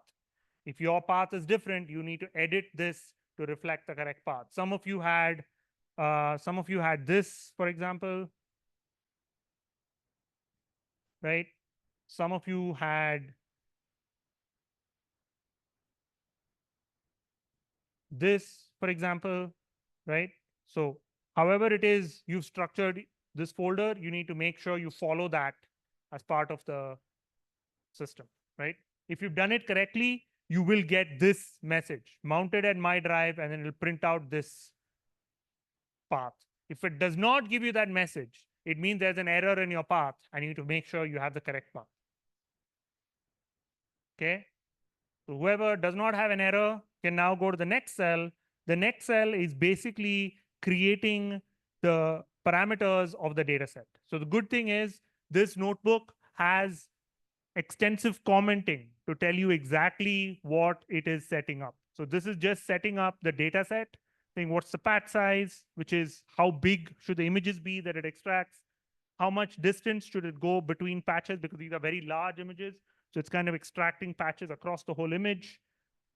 It's using this to figure out how to pad the image because all the images need a little bit of padding because of convolution.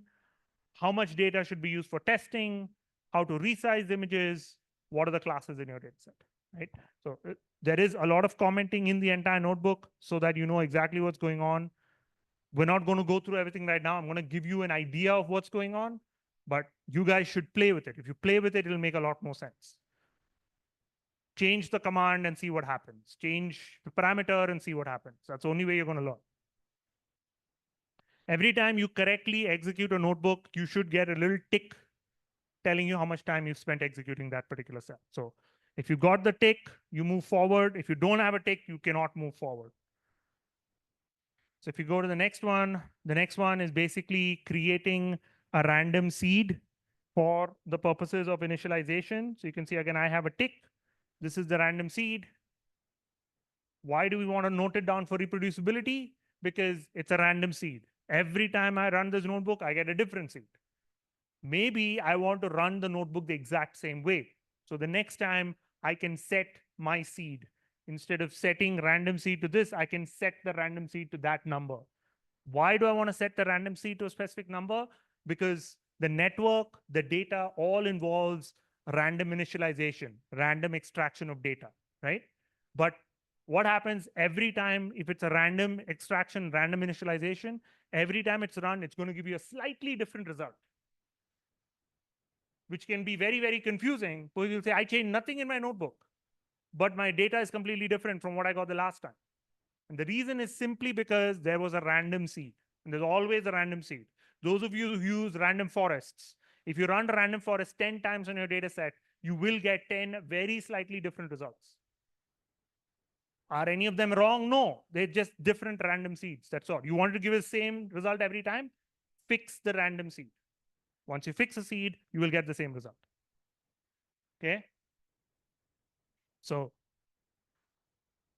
I'm just gonna skip forward a couple of things, then I can walk around in case anyone has questions. So we just set the random seed.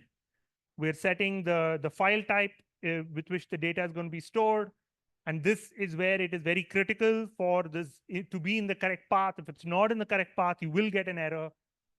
If it is the correct path, you won't get an error. What this is doing is just loading in all the data and creating it into a folder, into a file that the model can read in the future. So this whole piece of code that it is running right now is basically taking the data, resizing it, saving it, and then creating it into an array for the model to read in the future. So you can see how at the bottom, it's kind of showing you the progress of it, loading in the data, and then very slowly creating the thing. So if you don't see this, if you're getting an error, it means that you're not in the correct folder. You need to make sure your pathing is correct. Something there has broken. If the pathing and so on is correct, it will run through this. What it is doing is for every image, it is extracting the image, doing a little bit of manipulation, storing it together with a mask of that image so that you can use that for actually running the model.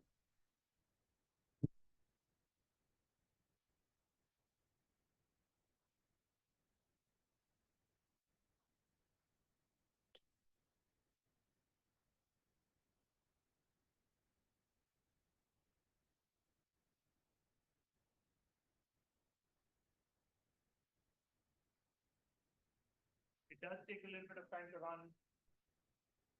My computer. It does take a little bit of time to run. Communication. Any issues? That's good. That's good. I mean, you're actually good.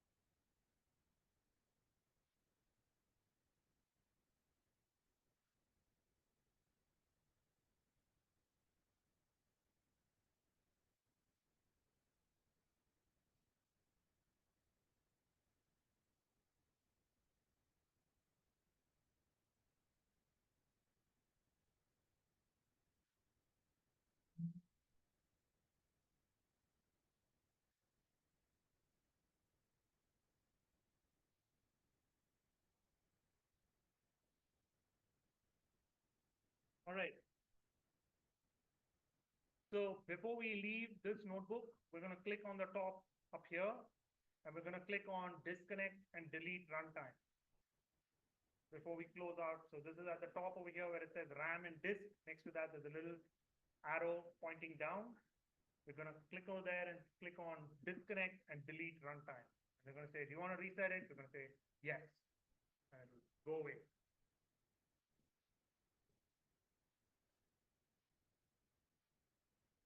The runtime is the computer itself.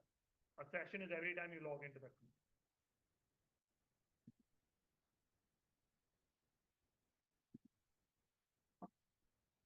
So we downloaded the data and we made our little, we prepared on our HDF5 file. Now the next one is to run this thing called train unit albumentation. So no other names. It should only be called train underscore unit underscore albumentation. Don't open up any of the other notebooks. They won't work correctly.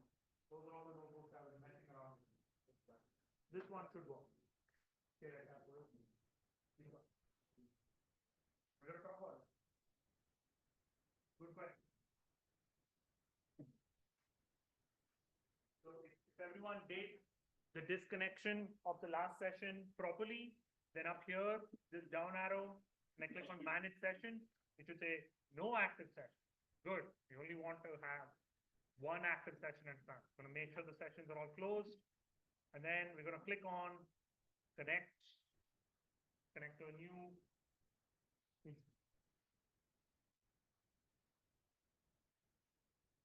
Did everyone finish the previous notebook? No errors? All good? In case we're going to go to the last notebook. Yes, sir. You have the error.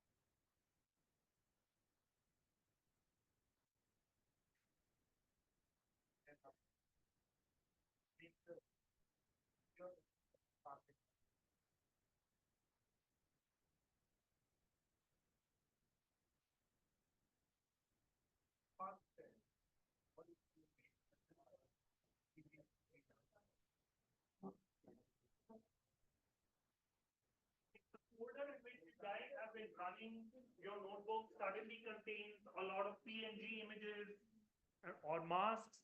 That means that on the first notebook, the very first one, somebody didn't enter a path correctly, which means the data went all over the place. All of this depends on the data being inside the folder called data. The data is not in that folder is empty, none of it is going to work. So if something is broken, open up your data folder, see if the data is in there. There's no data in there, nothing goes in, nothing comes out. So hopefully, if you guys do have issues, please raise your hand or speak up and I'll come over to you. I'll come over to you in a minute. I'll come over to you. What we're going to do is we're now going to go through this notebook step by step. If you've connected to a machine, step one, we're mounting the drive just like we did in the previous notebooks. We're going to say okay to the prompts, connect to Google Drive. It's going to say approve, approve, approve, etc. I've never figured out why it doesn't take one approval, but I think there's some setting somewhere that I'm supposed to change, but I'm too lazy.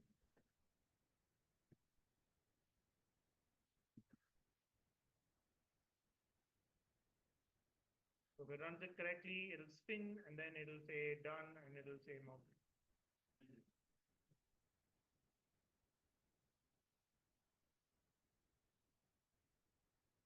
When it is finished, oh, there it is. So it's mounted. Once it mounts, we're going to run the next cell and we're seeding into that folder. And then we're going to do this. And it's basically going to install this package. I will tell everyone what this package is. Yeah. It's inside here.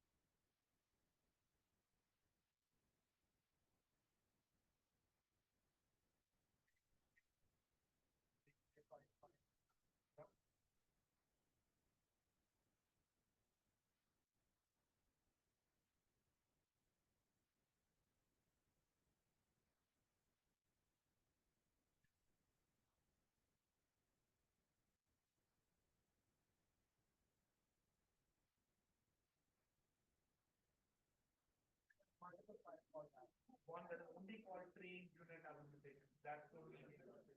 Not 1.1, not 2.1 number. If it is correct, they are wrong. All right, so I will come back around again. So the first thing we did, so this is the notebook that's actually going to do the model training and some visualization. Okay. Again, we're not going to build a great model, we're going to build a model. You guys can then figure out how to make the model better. The first thing we've done is we've installed TensorBoard. So TensorBoard is a package that allows you to track the performance of your deep learning model, right? So it allows you to visualize the different metrics, the accuracy, segmentation accuracy, dice, whatever it may be for your model, right? So that's what this first package was. The first package was just to get some way to monitor what's going on. The next thing is to get it into the system. That's what import TensorBoard does. And now, very important question. What is argumentation? So argumentation is a package that is used in deep learning. It is essentially for augmenting. Okay. Anyone here want to guess what augmentation means?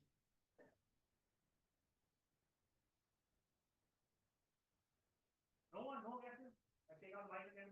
Here. Huh? Rearranging images, okay, that is part of the definition. Any other ideas what augmentation is? All right, so I heard an answer. Making what? Right.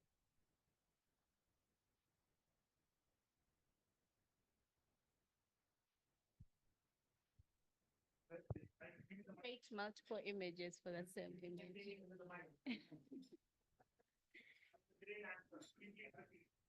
Augmentation is changing the image from different angles to create multiple images for the same image. Very good.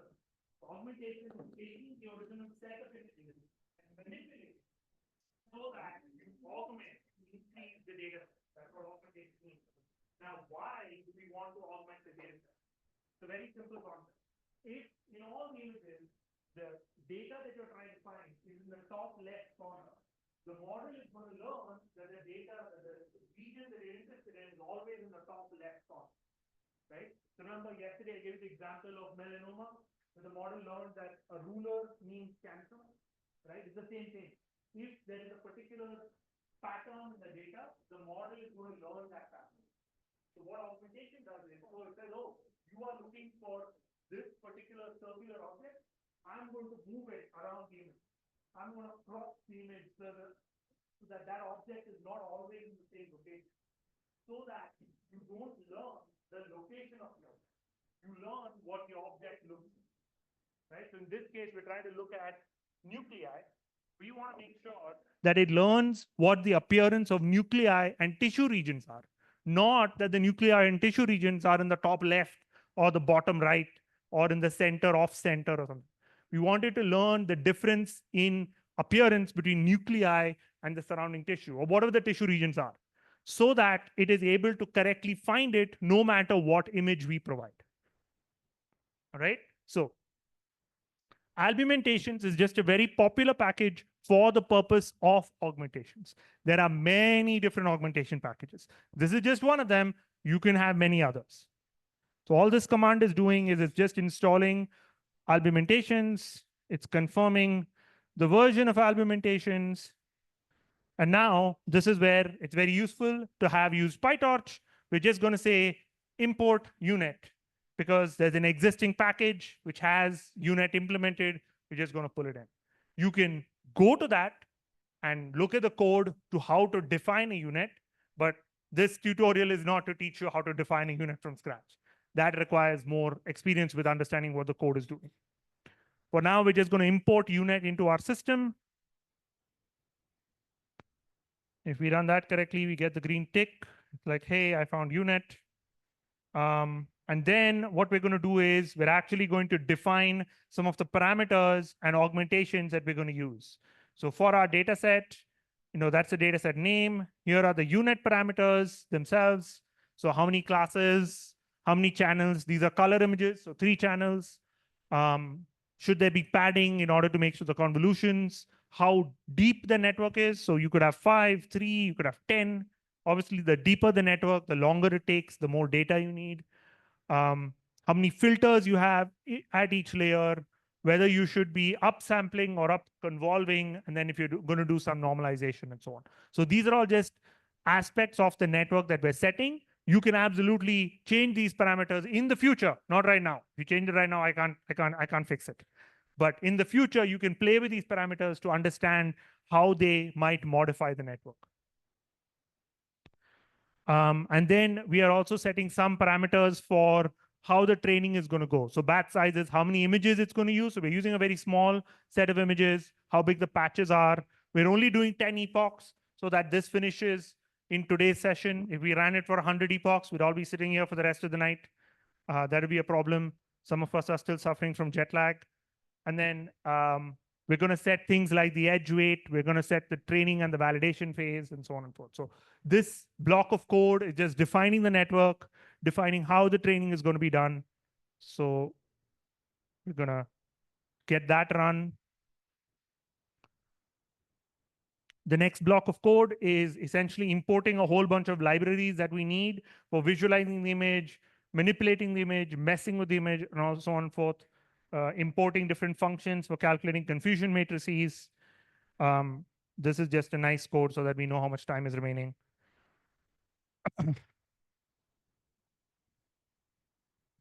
This one, make sure that we're going to try to run it on a GPU machine.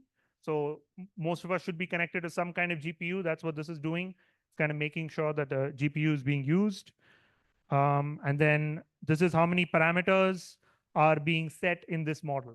Now this, the total number of parameters changes as a function of the convolutional filters, the layers, the depth. All of these things change the number of parameters in your network.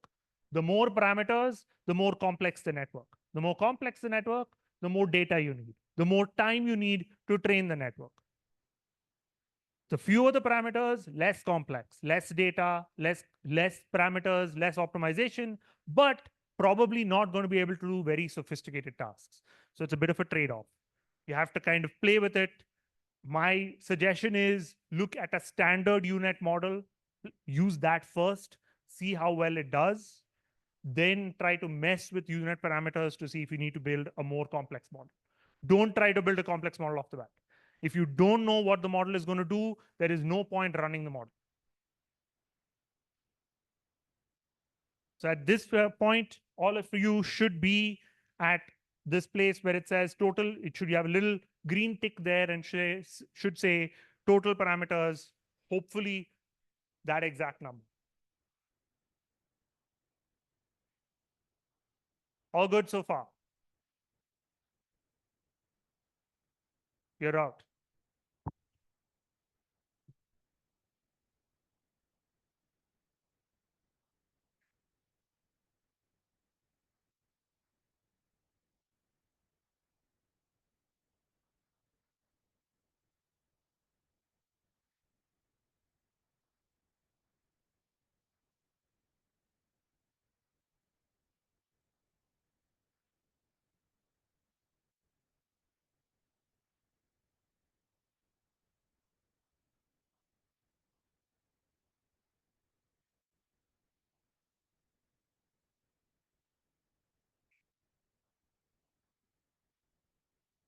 Just so you know,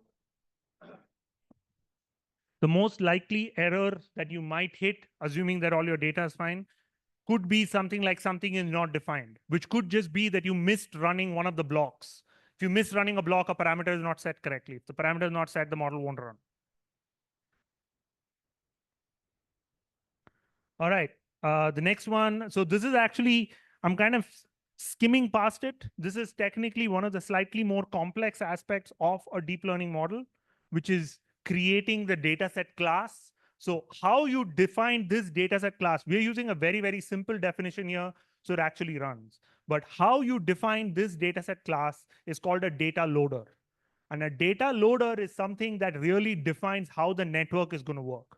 In the data loader, so if you look at this code, what the data loader is doing is it's defining all sorts of aspects of what the data is that the network is going to use. Not the data that you read into the drive and no. What is the network? How is the network going to use that data is what is defined over here. So it kind of sets how big is the data set, how many pixels, what kinds of, how are you going to load in all the images, the masks, how you're going to do the augmentation. So this piece over here, this transform are the augmentations that you're running on the image. Depending on how these things are defined, you can get a very large augmented data set. You could get a very small augmented data set. So really data loaders are kind of something that you guys need, you do need to spend some time understanding it if you want to mess with it. Again, first get models running, figure out how to get models to work, then figure out how to mess with these things to get the model to work better. If you don't have a model working, the data loader is not going to save you. The model has to work first. So we finished running the data loader. We're defining the transforms that we're going to use for augmentation. And now we're actually creating all of the data that's being, you using the definitions. It's loading the data in based on the way we defined it. We said load the data in with this size, loaded with these rotations, these flips, these translations, whatever it may be, right?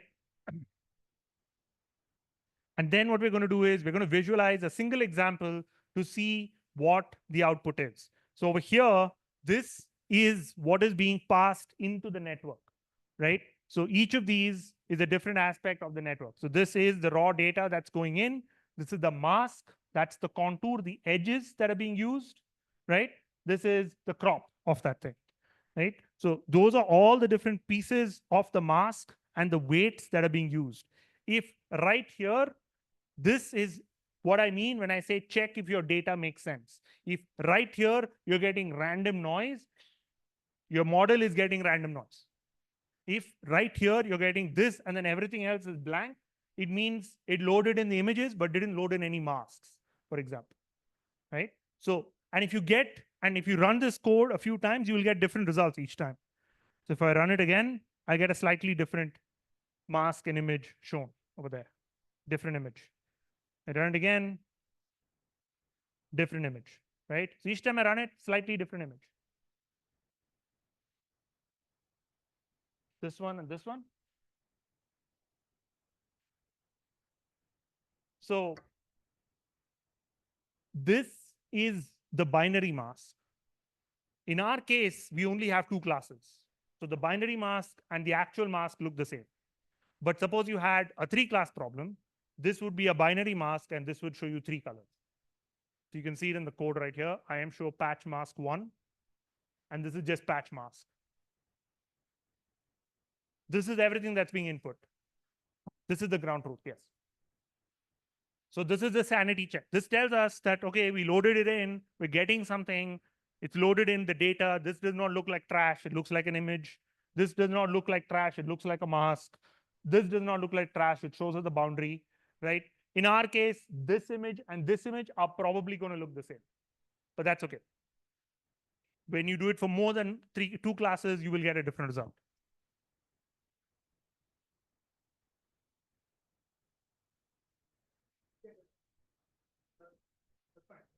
As long as you're getting something that looks correct, you're fine.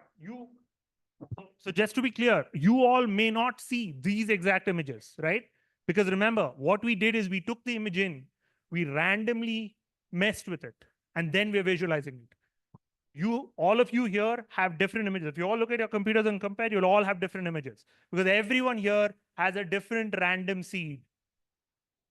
Remember when we set the random seed one notebook ago? Yeah, if all of you had used my random seed, you would be getting the same result. This is why random seeds are important. Practical, yes. That's okay.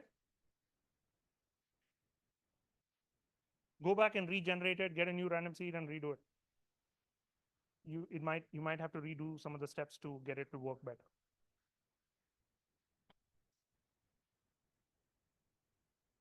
That's okay. If you got some of them looked correct, then you're okay. Then it's got some of the data.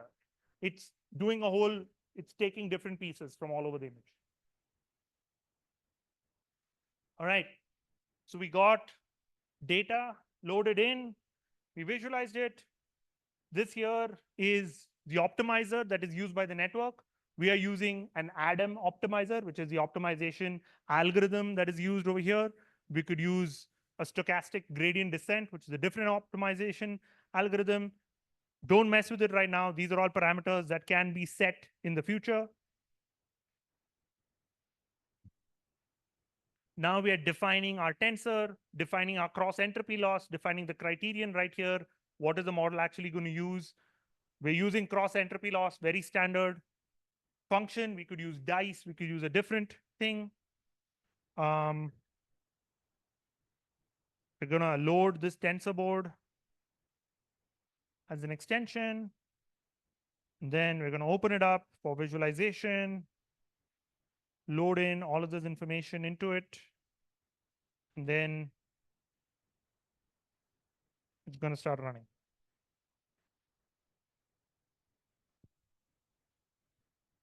So this block that I'm running right now, which is past 22, so 23, block 23, is technically where the model is actually being set up and run. So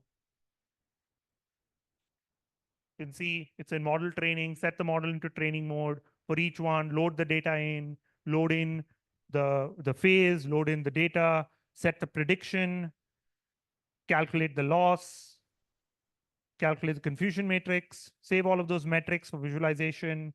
If it's the best loss, store that model, rerun it for a bunch of different epochs. So this section is probably going to take us some time to run because this is where we're actually running the model.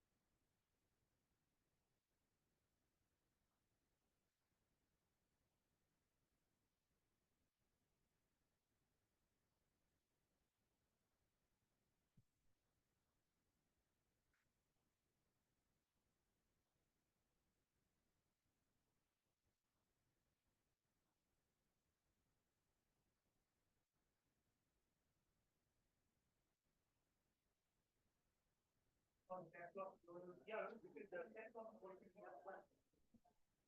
The main test validity. This is not testing. So test is what you using to make sure the model is getting better.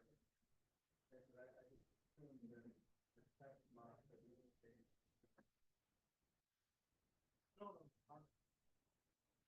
It totally depends. It totally depends on how the data was put in. This is the random of the. This is where the random key makes all the difference. All of us use the same random key. We don't use the same. But I didn't want that. I wanted everyone to get that here. So everyone gets my results and you won't know what the difference is. So I've run this like a few times. Sometimes you need complete track, sometimes you need a variable. And those are random. And a little bit of staying with that.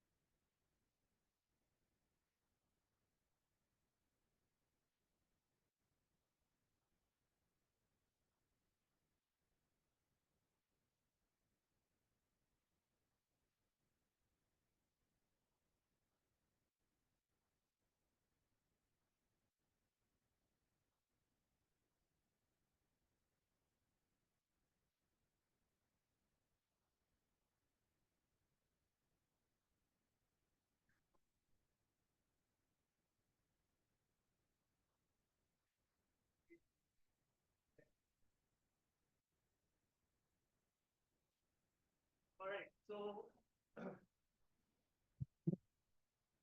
at this point, you guys should have started seeing these outputs. So you can see over here, it's showing each epoch. So we said only 10 epochs, so it's doing 10 epochs. So it's showing you the percent, showing you how the loss function changes. So this is the training set. This is the testing set. There is a separate validation set. So the model each time learns here, sees what its loss is, tests itself on the test set to see if it is good. The loss is kind of the error. So we want the loss to go down. Not that the loss has to necessarily be zero. It just has to keep going down. So you can see, and this is where the randomness comes in. You can see how it starts at 0.2, goes down to 0.17. It's kind of put a star saying that's the best one. But on the next iteration, it actually got worse. So it does not use that, goes to the next one, it got better, got worse, and then again it got better. So each epoch, it's kind of taking that network, optimizing it, trying to make it better. At this point, we're going to go into TensorBoard. So TensorBoard is where we are going to visualize the results. So all the information that was saved in the previous cell, so TensorBoard will take a minute to load, even though it's ticked. You'll see it appear slowly. You'll see this big orange board appear. And TensorBoard is basically a way for you to load all the information from different runs into kind of a single interface. So right now, my TensorBoard is trying to load the information from the previous run. That's why it's spinning there. When it finishes spinning, it will load that information into these graphs. And you'll start to see how that loss function changed in each iteration. So down here is epochs, up here is loss, and it's going to kind of show you how the epochs change. So there, so you can see how the visualization of the loss function is changing. So these curves over here represent the training and the validate and the test loss function. It also shows you, the false negative rate, false positive rate. So it gives you a whole bunch of graphs. The way you use this is, let's say we're running it, and then we see after we ran it for a few epochs, we see that this actually went down and then started going up, which means the loss got worse. So we don't want the loss to get worse. The loss has to always get better, because that's how we know that the model is actually getting optimized. Huh? No sugar. Thank you. Great. Thank you so much.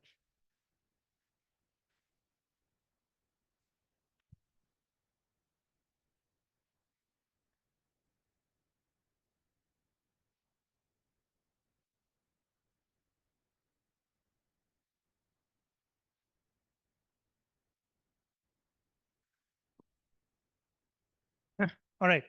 So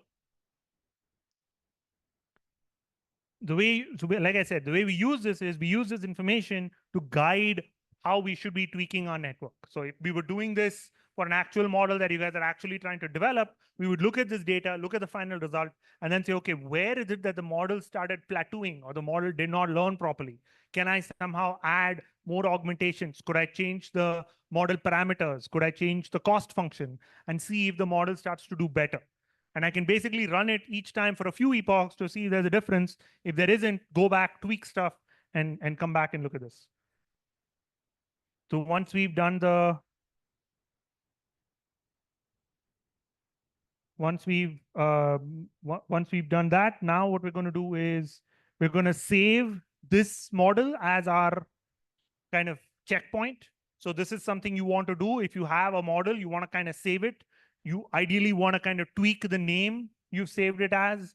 Right now, we're just saying best model, but let's say this is today's date, try 1, you would call it that, and then try 2, try 3, you'd keep augmenting it, keep changing it, right? So that the reason you want to do this is so that you can always load this model back in at any point in the future and see what the results were, right?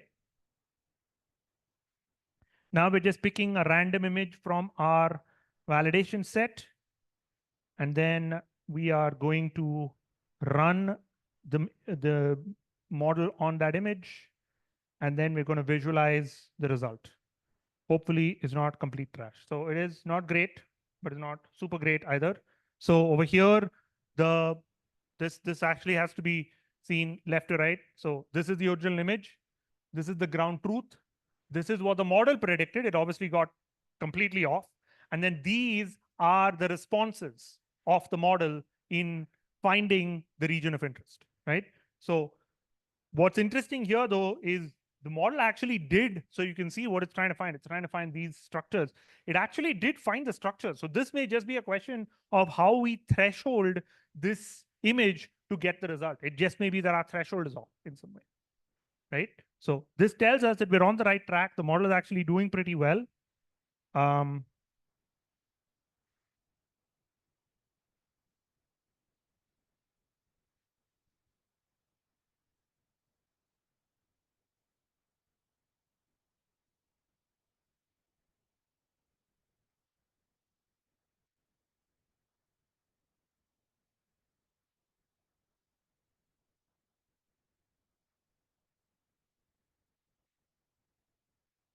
Then what we're going to do is we're going to visualize the activations, the kernels and the activations.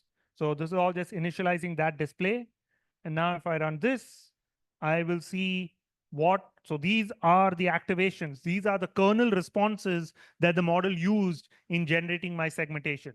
It's not going to make a ton of sense to us right now. We have to think of this in the context. This is mostly all a sanity check. If a bunch of these are just black or white, we know the model hasn't really learned anything. It's not really using useful responses. And then we can also visualize the activations. So this is the image that it used.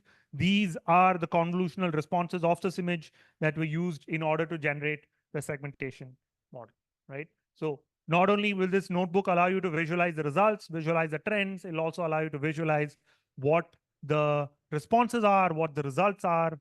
You can try it on a few different images, see if it gives you good results, bad results. You can take this data and you can take this and pipe it into the next into a different notebook in order to actually quantify the performance of your models. You can calculate the dice or the accuracy and so on and forth, right?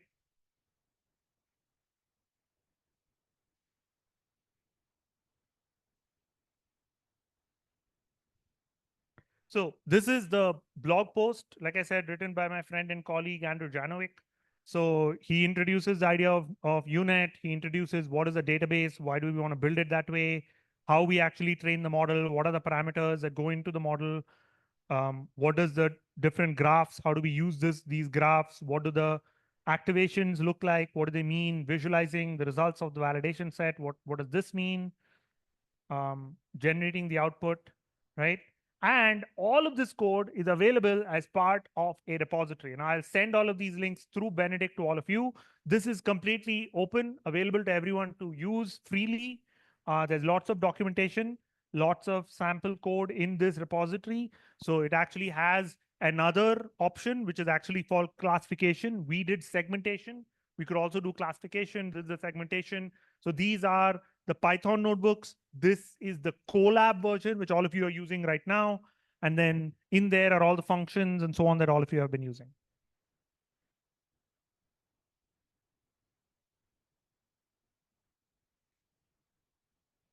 I'll send it to everyone.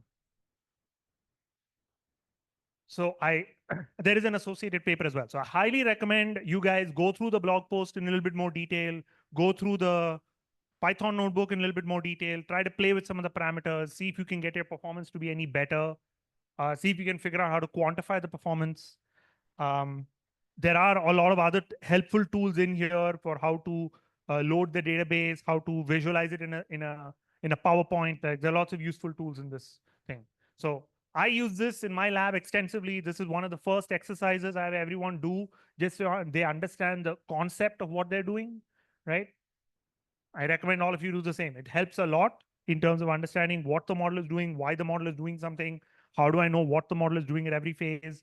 And then from there, you can take this and adapt it to any other project, right? You guys can take this and adapt it to cell segmentation in other types of images, apply to tumor segmentation in MRI images, whatever it is you guys are interested in working on. So I think that's about everything I had for today. If you have any other questions, I'm happy to answer them. Hopefully all of you got some results out of this. If you didn't, it's probably a data or a path or a code problem.